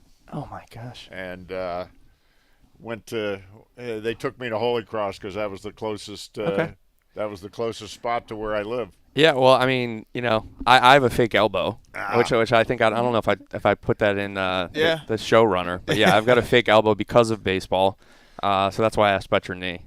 Yeah. No, mine was purely clumsiness. Okay. So okay. It happens to the best of us. Okay. So you do have a baseball background, I understand. I do. Well, I wore my high school. I don't know if you guys can see. What is that? It's a Richard Montgomery High School baseball. Oh, okay, wow. Yeah, it's been 20 years. Yeah. And it still fits. Huh? Well, that's pretty good, right? Yeah, it's still not bad. It didn't fit like 5-6 years ago, but I've lost a lot of weight in the last few years. So okay, there you go. But I'm not gonna lie, it actually smells terrible. No, that was the smell that I'm just kidding. Yeah. No, I mean it's like when wrestlers go to like cut weight, and they have to wear. That's kind of what this is. I always start sweating, so I might throw it in the wash after this. So tell us a little bit more about maybe what's on the horizon for Pick MC. Yeah, sure. So that's the number one question that I usually get. The way that I answer it is like this. So the first anchor tenant was a hospital, medical center, incubator, now a satellite plant. And so the answer that I like to give is, first, I want to make sure that they're happy. Yeah. There's a lot of things that we can do with them. Yeah. We need to make sure that the students are actually getting apprenticeships and jobs going literally like right next door. They can be taking their classes and walk across the street. After that, there are no shortage of big companies that call in a given week and say, hey, we heard you have a lot of extra space and maybe there'd be some interest in building another building. Probably something in the manufacturing space, if I had to guess. That seems to be something that we're really short on jobs with in Maryland, actually in all of America. So I think that's where we're going to go, another manufacturing plant. Now, this new satellite facility, how many people work in there? So they don't will work in there. there. So no. So the cool thing about this ribbon cutting is the ribbon was cut after the building was up and running. So give or take, because Hughes gets mad at me when I give specific numbers. Yeah. Okay. Because they always say, well, it could be more, it could be less. It's about 400 to 500 people. Wow. Every single day. Wow. Yeah. And students are getting experience over there, or will. Well, so what's interesting is I've come to find out that without even knowing about these partnerships that were being formed, students were just getting jobs there. I just got a note from a guy yesterday because of the ribbon cutting. He started here, worked over at the Hughes right near campus, and now he runs the Chile division, so the country of Chile. And so he went from Montgomery College, Germantown, to run all Hughes operations down in Chile. Wow. But those were things that happened, I think, naturally just because of the location. But now the next academic year, that's when some more formal arrangements will start to roll out, and you'll have these pathways where kids can start to go straight to work from school.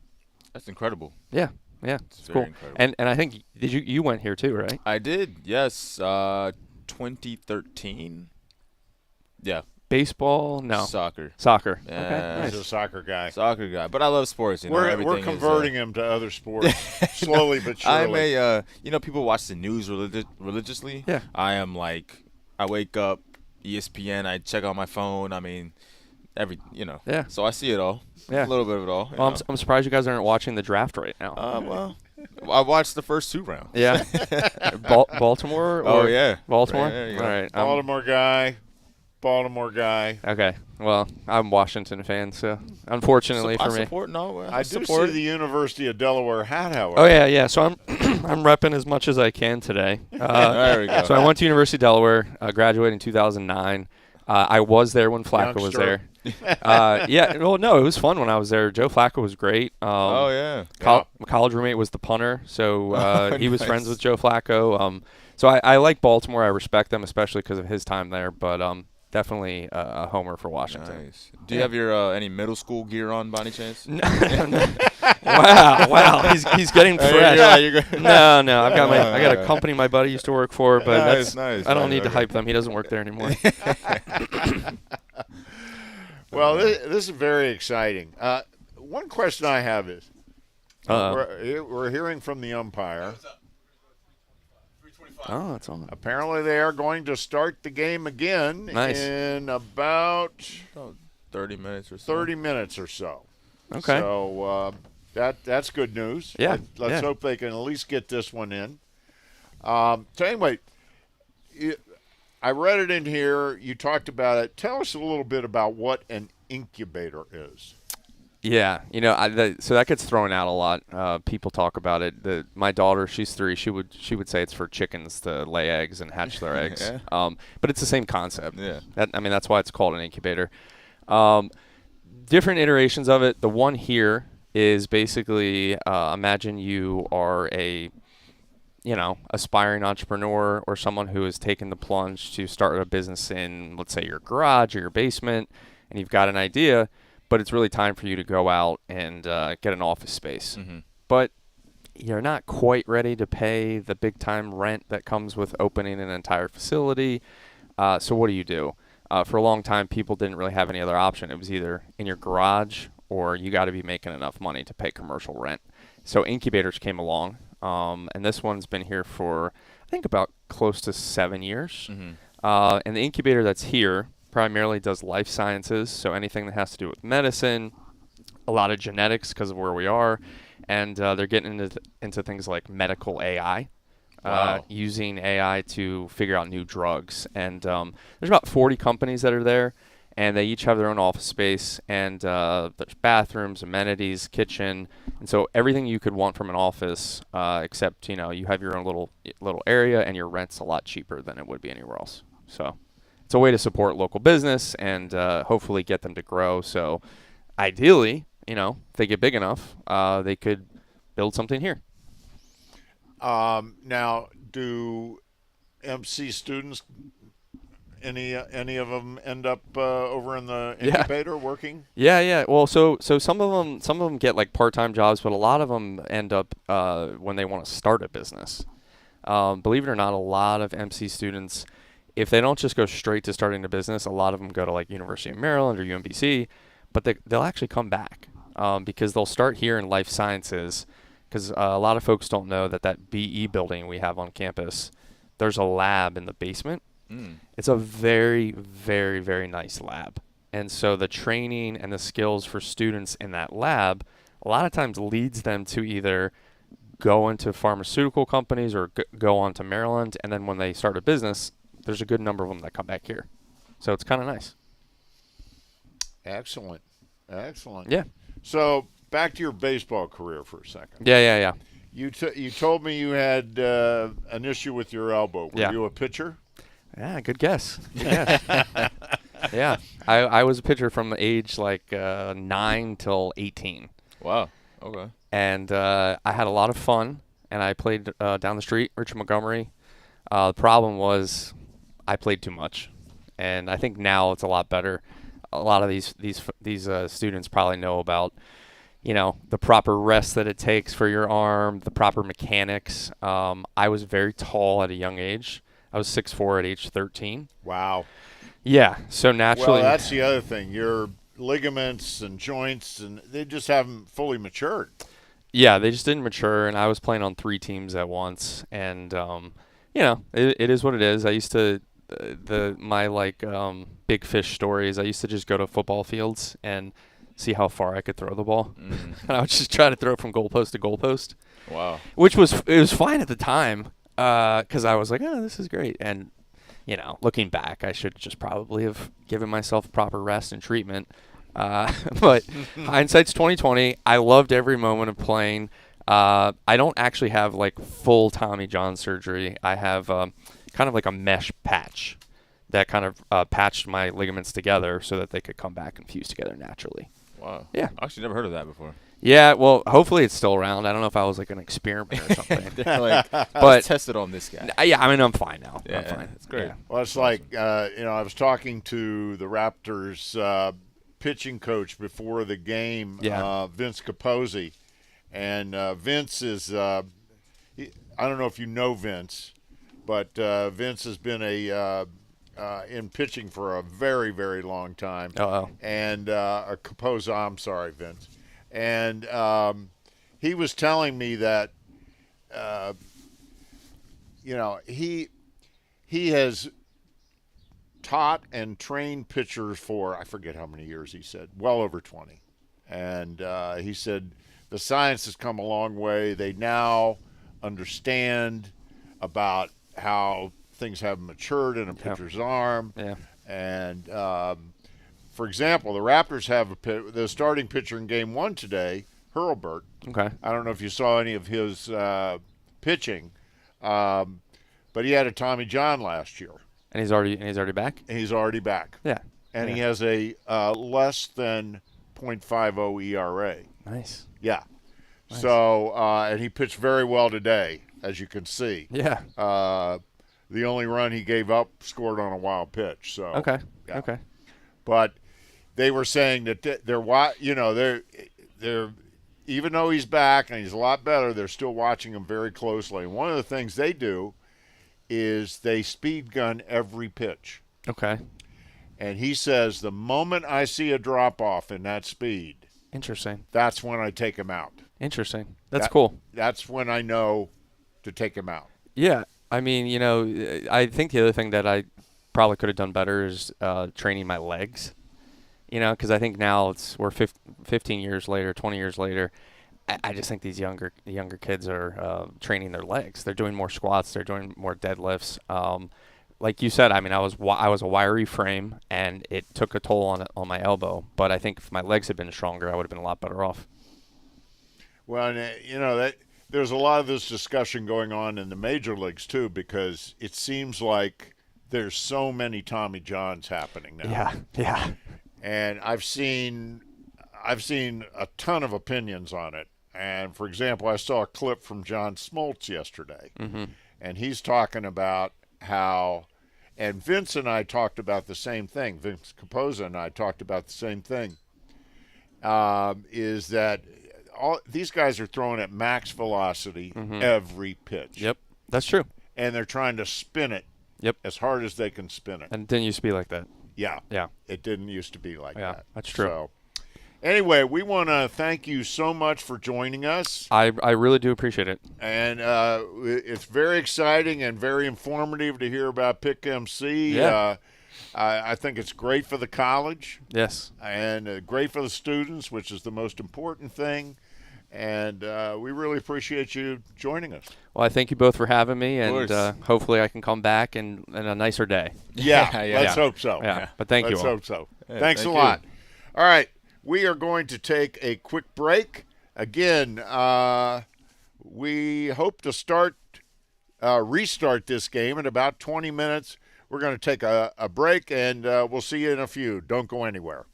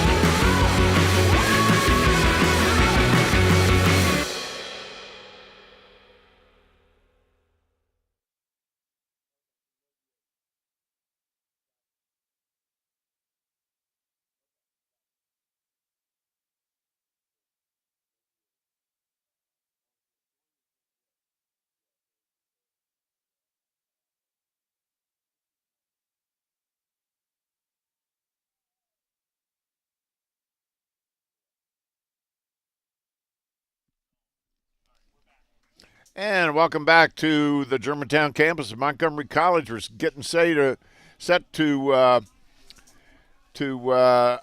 get the ball game underway. And we have a new pitcher for the Raptors. This is number 9, Daerek Sawyer.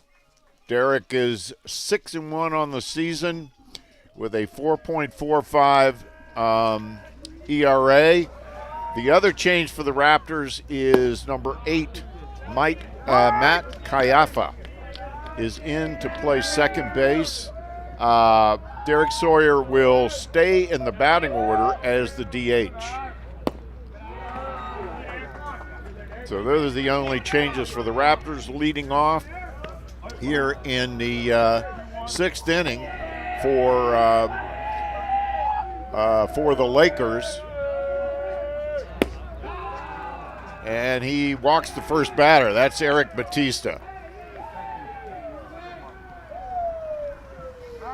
So Batista was hit by a pitch his first time up, and he walks here in the 6th.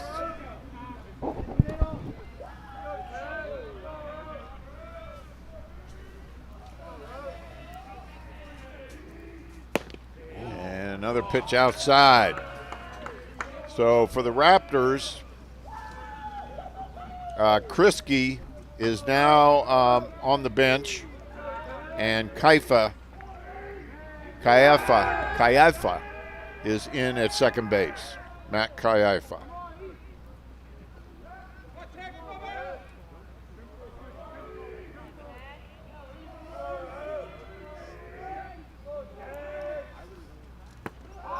And he misses again. So he's having a little trouble, Daerek Sawyer having a little trouble finding the strike zone against Easton Roden. And a quick visit to the mound by the Raptors pitching coach, Vince Capozza.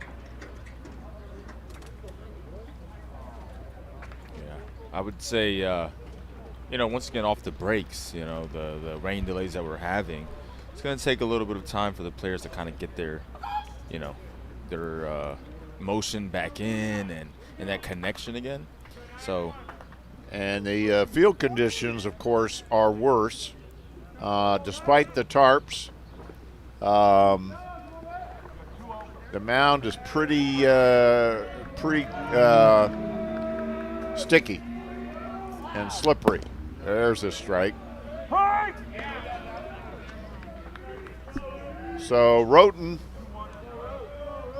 has a single. He scored on a wild pitch, and he hit into a double play. And he swings through that one. So that evens the count at 2 apiece.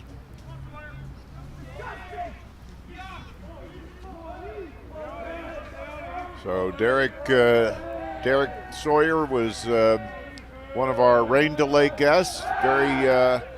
That was a good move to first. It was pretty close. As Batista jumps back in there.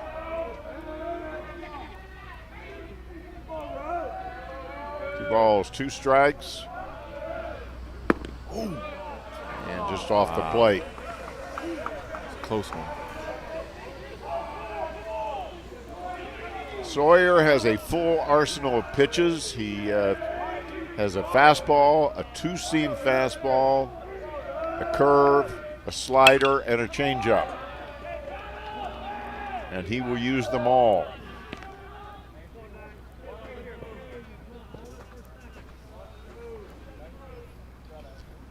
And he's having a little trouble with the footing on the mound.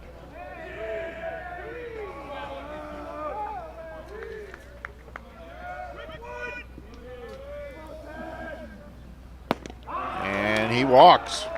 So Roten draws the second walk of the inning. 2 on, and that brings up Oquendo.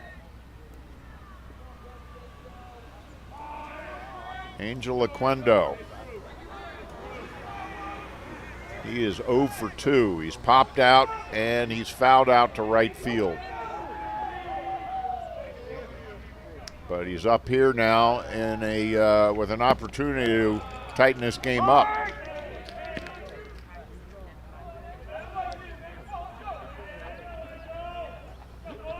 Now, the word we heard earlier from the umpire is, and that's going to be strike 2, is that because there are no lights here, we will finish this game and then with a very, very short delay go right into the second game. So you don't want to leave. There's a pop-up out into right field. Who's got it? The right fielder, Rivera, hauls it in for the first out of the inning. It's good to see that there by Sawyer, seeming to find his rhythm. 2 strikes on that one, and then a pop-up out. Pretty sure he'll take that after the 2 walks from the first 2 batters. That is for sure. That brings up Schmitz. He is 1 for 2.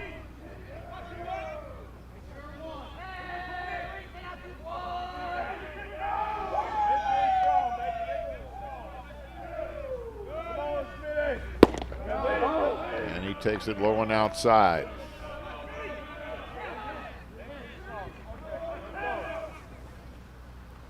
Colby Schmitz, leading home run hitter on the Lakers team. And it's a foul ball down third baseline.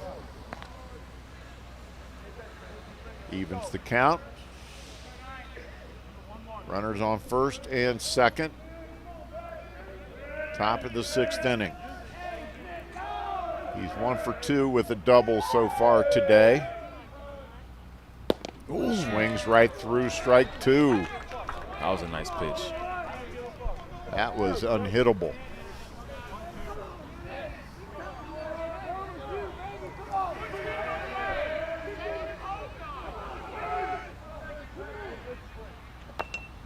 And just gets a piece of that to stay alive. 1 ball, 2 strikes, 1 out. Top of the 6th, Raptors on top, 5-1. The Lakers grabbed the lead in the top of the 1st. The Raptors came back to even it up, and then the Raptors put 4 on the board in the 3rd. There's a pop-up on the right side. Burgess is under it, and he puts it away. Good job, good job.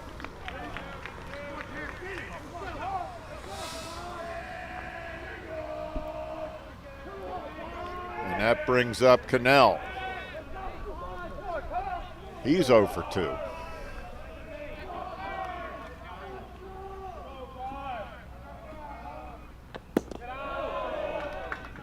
Spin a little bit low because it had the corner. Raptors appealed whether he swung, and the infield ump Dave Stewart says no way.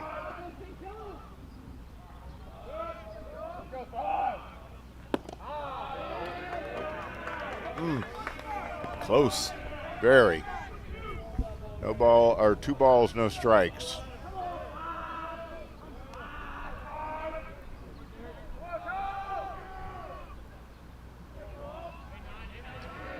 This is their cleanup hitter, Cannell.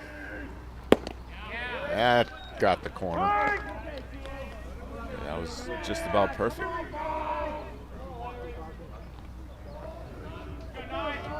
Raptors are not playing him to pull. There's a rather generous gap between the shortstop and the third baseman, as Rosenbaum is almost holding the runner on second.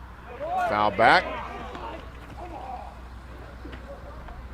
Interesting defensive lineup.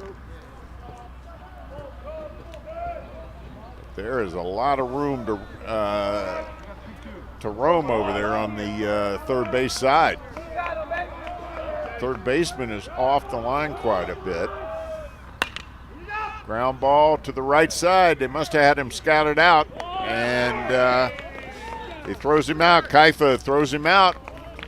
So after walking the first 2 batters of the inning, Derek Stewart comes back or Sawyer comes back and mows him down. And we're going to take a quick break after 5.5 innings of play.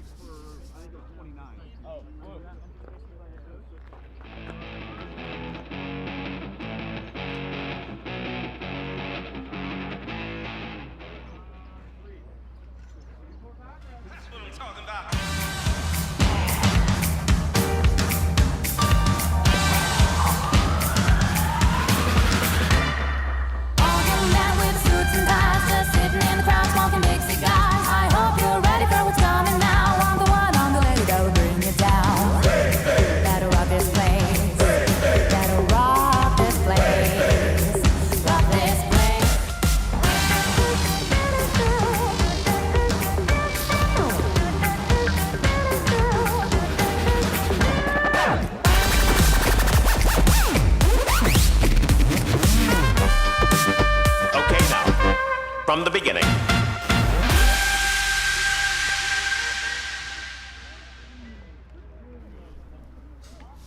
All right, welcome back to the Germantown campus. We are ready for the bottom of the 6th. We have a new pitcher out there on the mound for Garrett. It's number 26, Mason Jack. Mason has a record of 1-2 on the season. He's pitched 17 2/3 innings. Has a rather unfortunate ERA at 9.14. He's walked 14 batters and struck out 13. So just from glancing at the stat sheets, you would have to think that control is a bit of a problem. So he's back out there for the bottom of the 6th. Raptors still on top 5-1. And leading off is Rivera.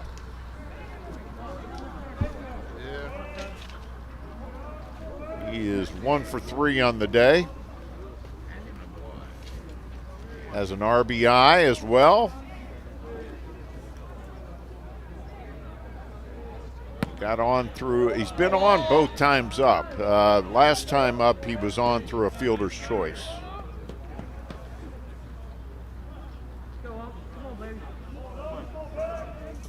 And he did get picked off first base in the first inning.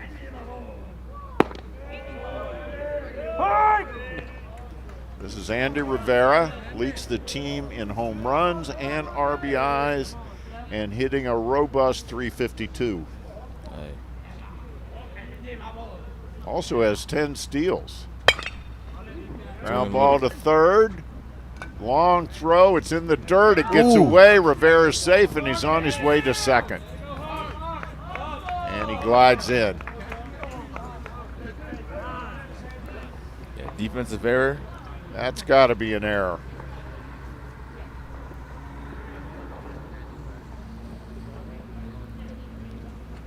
Error is on the throw. He fielded it cleanly. It was a long throw because he was deep.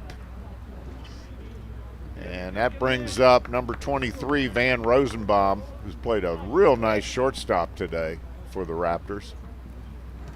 And he has an RBI today. 2 for 3. Takes it high and outside.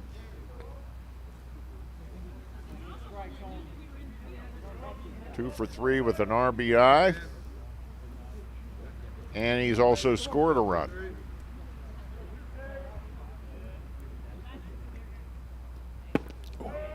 And that was on the outside corner for a strike.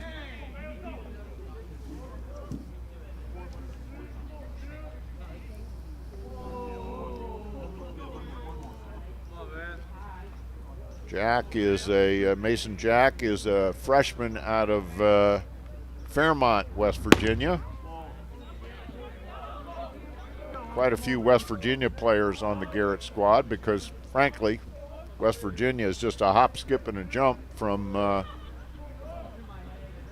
Garrett Community College.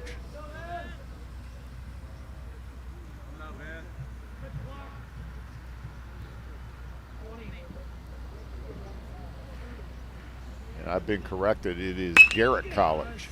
And there they base hit. Here comes Rivera around to score. And Rosenbaum with his 3rd hit of the game. Yeah, Rosenbaum has definitely been locked in today. He's definitely feeling it on this cold day. He's on fire. That's his 2nd RBI.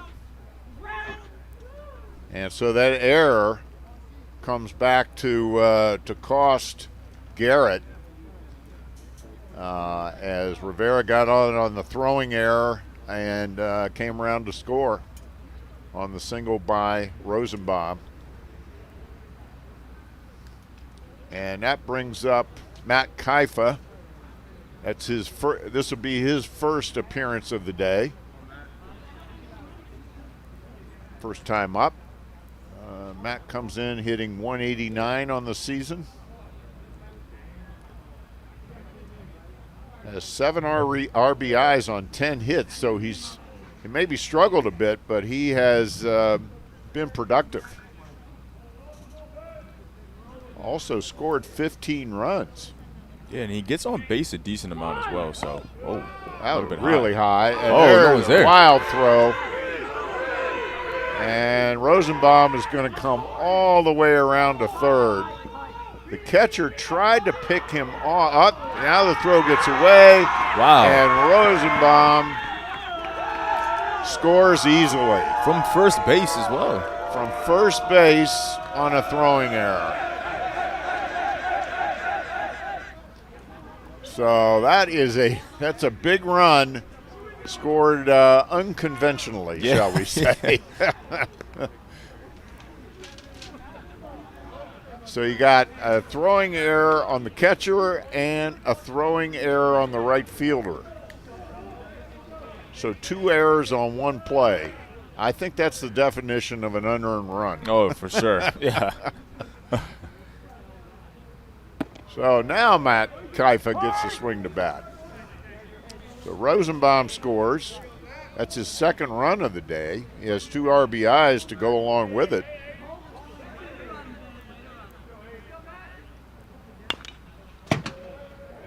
And maybe more importantly, that gives the Raptors a 6-run cushion.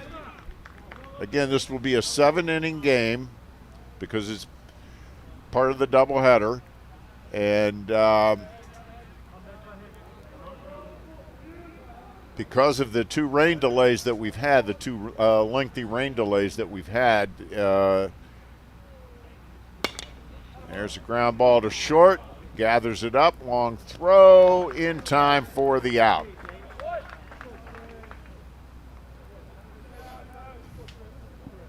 Anyway, as I was saying, because of the rain delays that we've had, they are going to immediately, or as close to immediately as possible, start the 2nd game. There might be a 5-minute delay in between games, but they want to move things along. So that brings up Trey Mason.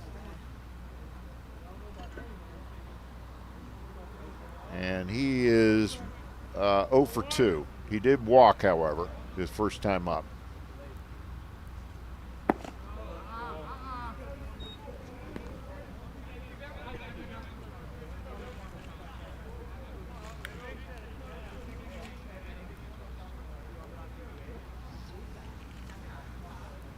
Trey Mason, the freshman out of Germantown.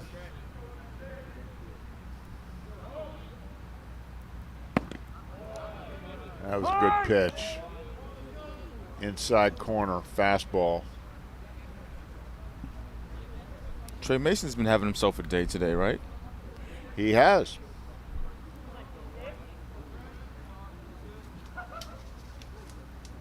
He's had 2 hits.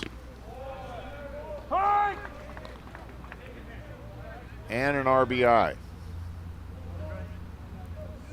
Single to left in the first, single to right in the second, and knocked in a run with that. Grounded out his last time up. Almost beat it out. Yeah, we know how quick he is. One of the fastest on the team. If not the fastest. I wouldn't mind racing it myself. I think I'm pretty fast. Those days are over for me. Okay. Trust me. I can only dream about those days.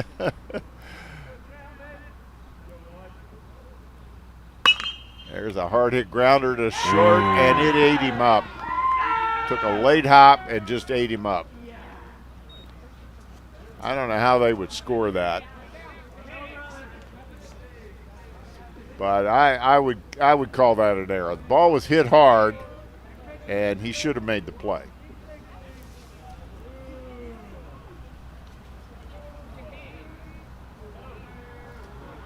So Mason on for the third time today.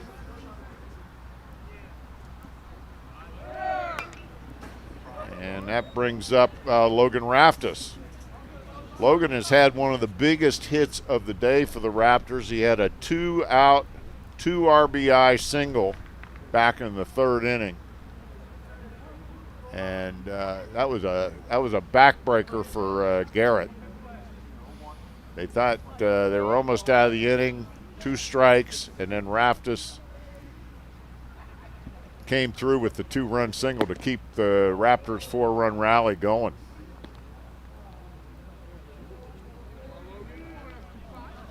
He's catching this first game. He also had a sacrifice bunt and popped to second. Had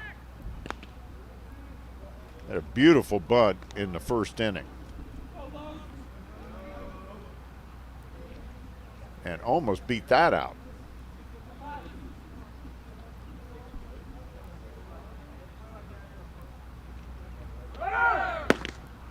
And there goes Mason. They got him.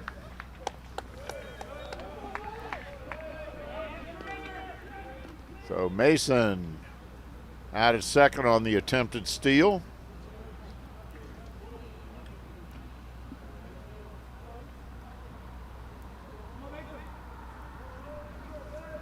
And Raftus now behind the count, 1 ball, 2 strikes. Curve ball, and he puts it out into left center field. It's going to go all the way to the wall. Raftus cruises into second with a stand-up double. That ball kind of hung up there a little bit. That was a hanging curve that didn't have a whole lot of curve. And it must look like a watermelon to Raftus, because it just kind of hung there.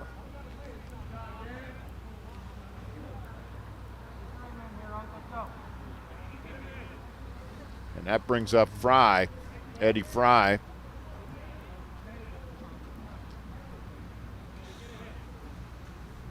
He's 1 for 3.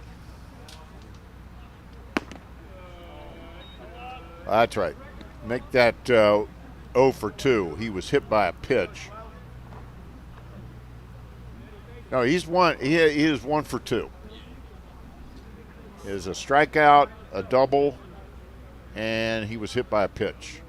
He had a double in the 4-run inning in the second. So Raftus now in scoring position with 2 outs here in the top of the 6th, or bottom of the 6th rather.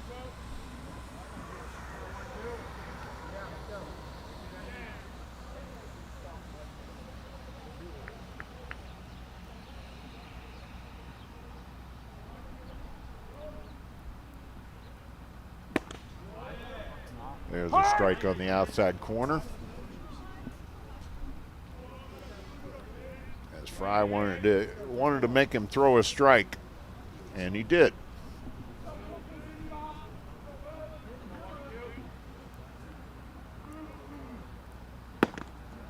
High and outside. A little bit high. Close though. 3-1. Good look at Eddie Frye. We saw his arm. An example of his arm strength earlier in the game. He had quite a throw from third base. Took a little off that, and he swung and missed. So count is now full.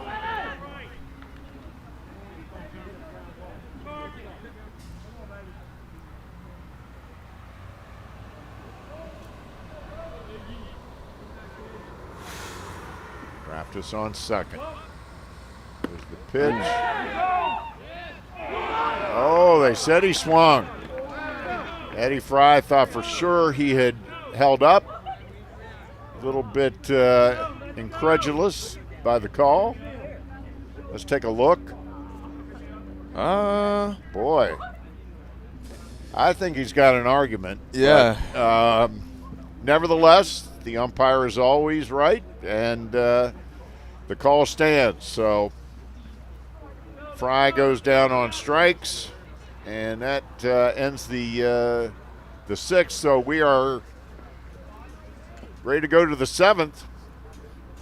We're going to keep it right here, as this will be Garrett's last opportunity to extend this game. They're trailing by 6. Be a slight delay for Raftus, as he's got to get himself geared up after being on base. And Daerek Sawyer back out there to warm up.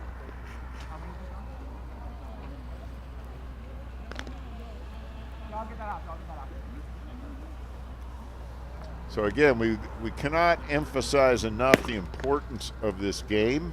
The Raptors came into this game a half game behind Garrett in the D2 Region 20 standings.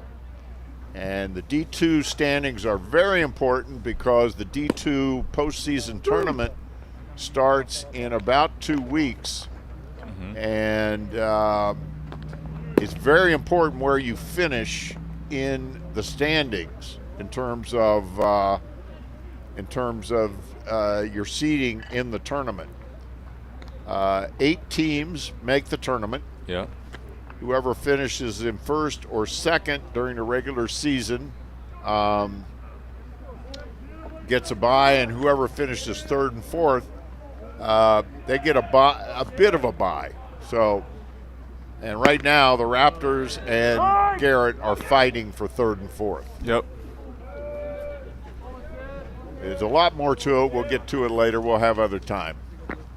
So that brings up Giblin, the DH, and he is 0 for 2.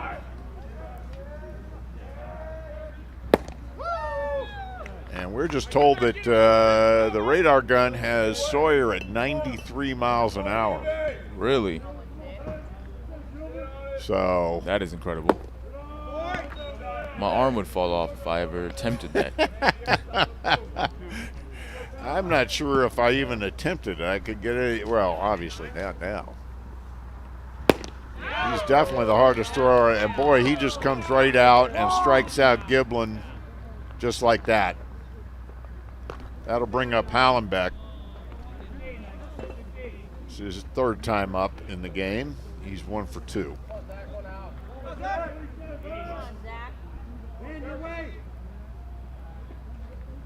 Wow. A lot of movement on that one. That was a really nice slider.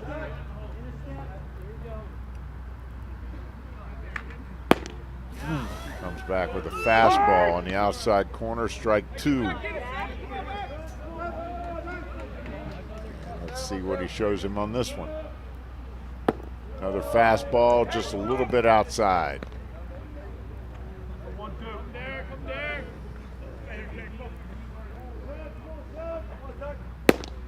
That's just missed the corner again. Wow.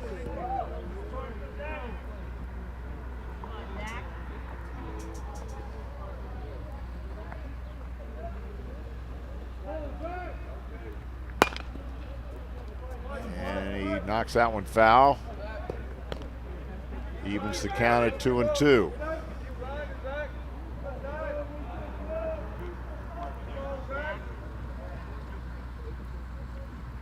And he strikes him out.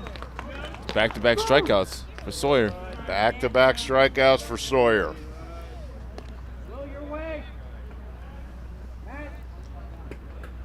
That's 5 in a row now that he's retired. He walked his first 2 batters. Again, he came in the 6th. walked the first 2 batters, got the next 3, and now he's got 2 outs here in the top of the 7th. And he's facing Vickers.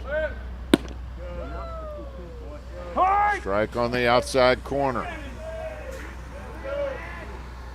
Vickers had the throwing error the last inning. And that'll be strike 2. Wow. And this would be for the game. This would be for the game. And he wanted to finish it maybe just a little too bad.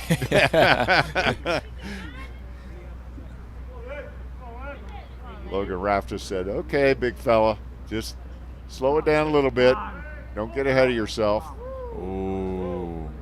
And interesting little head game there by Vickers to step out just as Sawyer was about to start his warm-up.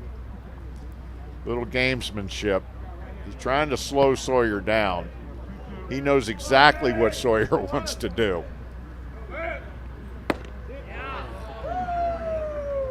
Oh, Sawyer was ready to shake hands with the team. The umpire, however, had other plans.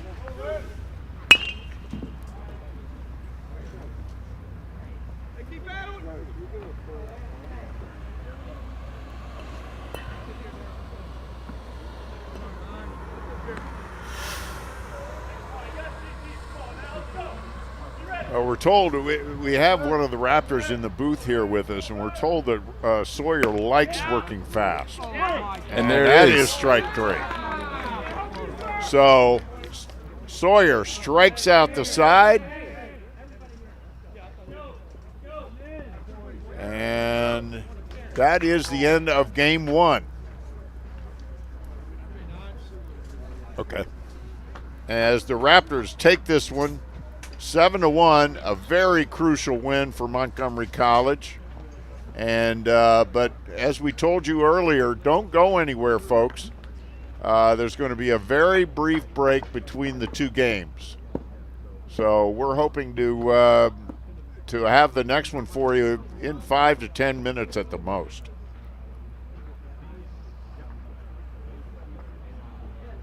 And we'll take a brief break and get ready for the second game. So stick with us, folks. We'll be back with the all-important game 2 right after this quick break.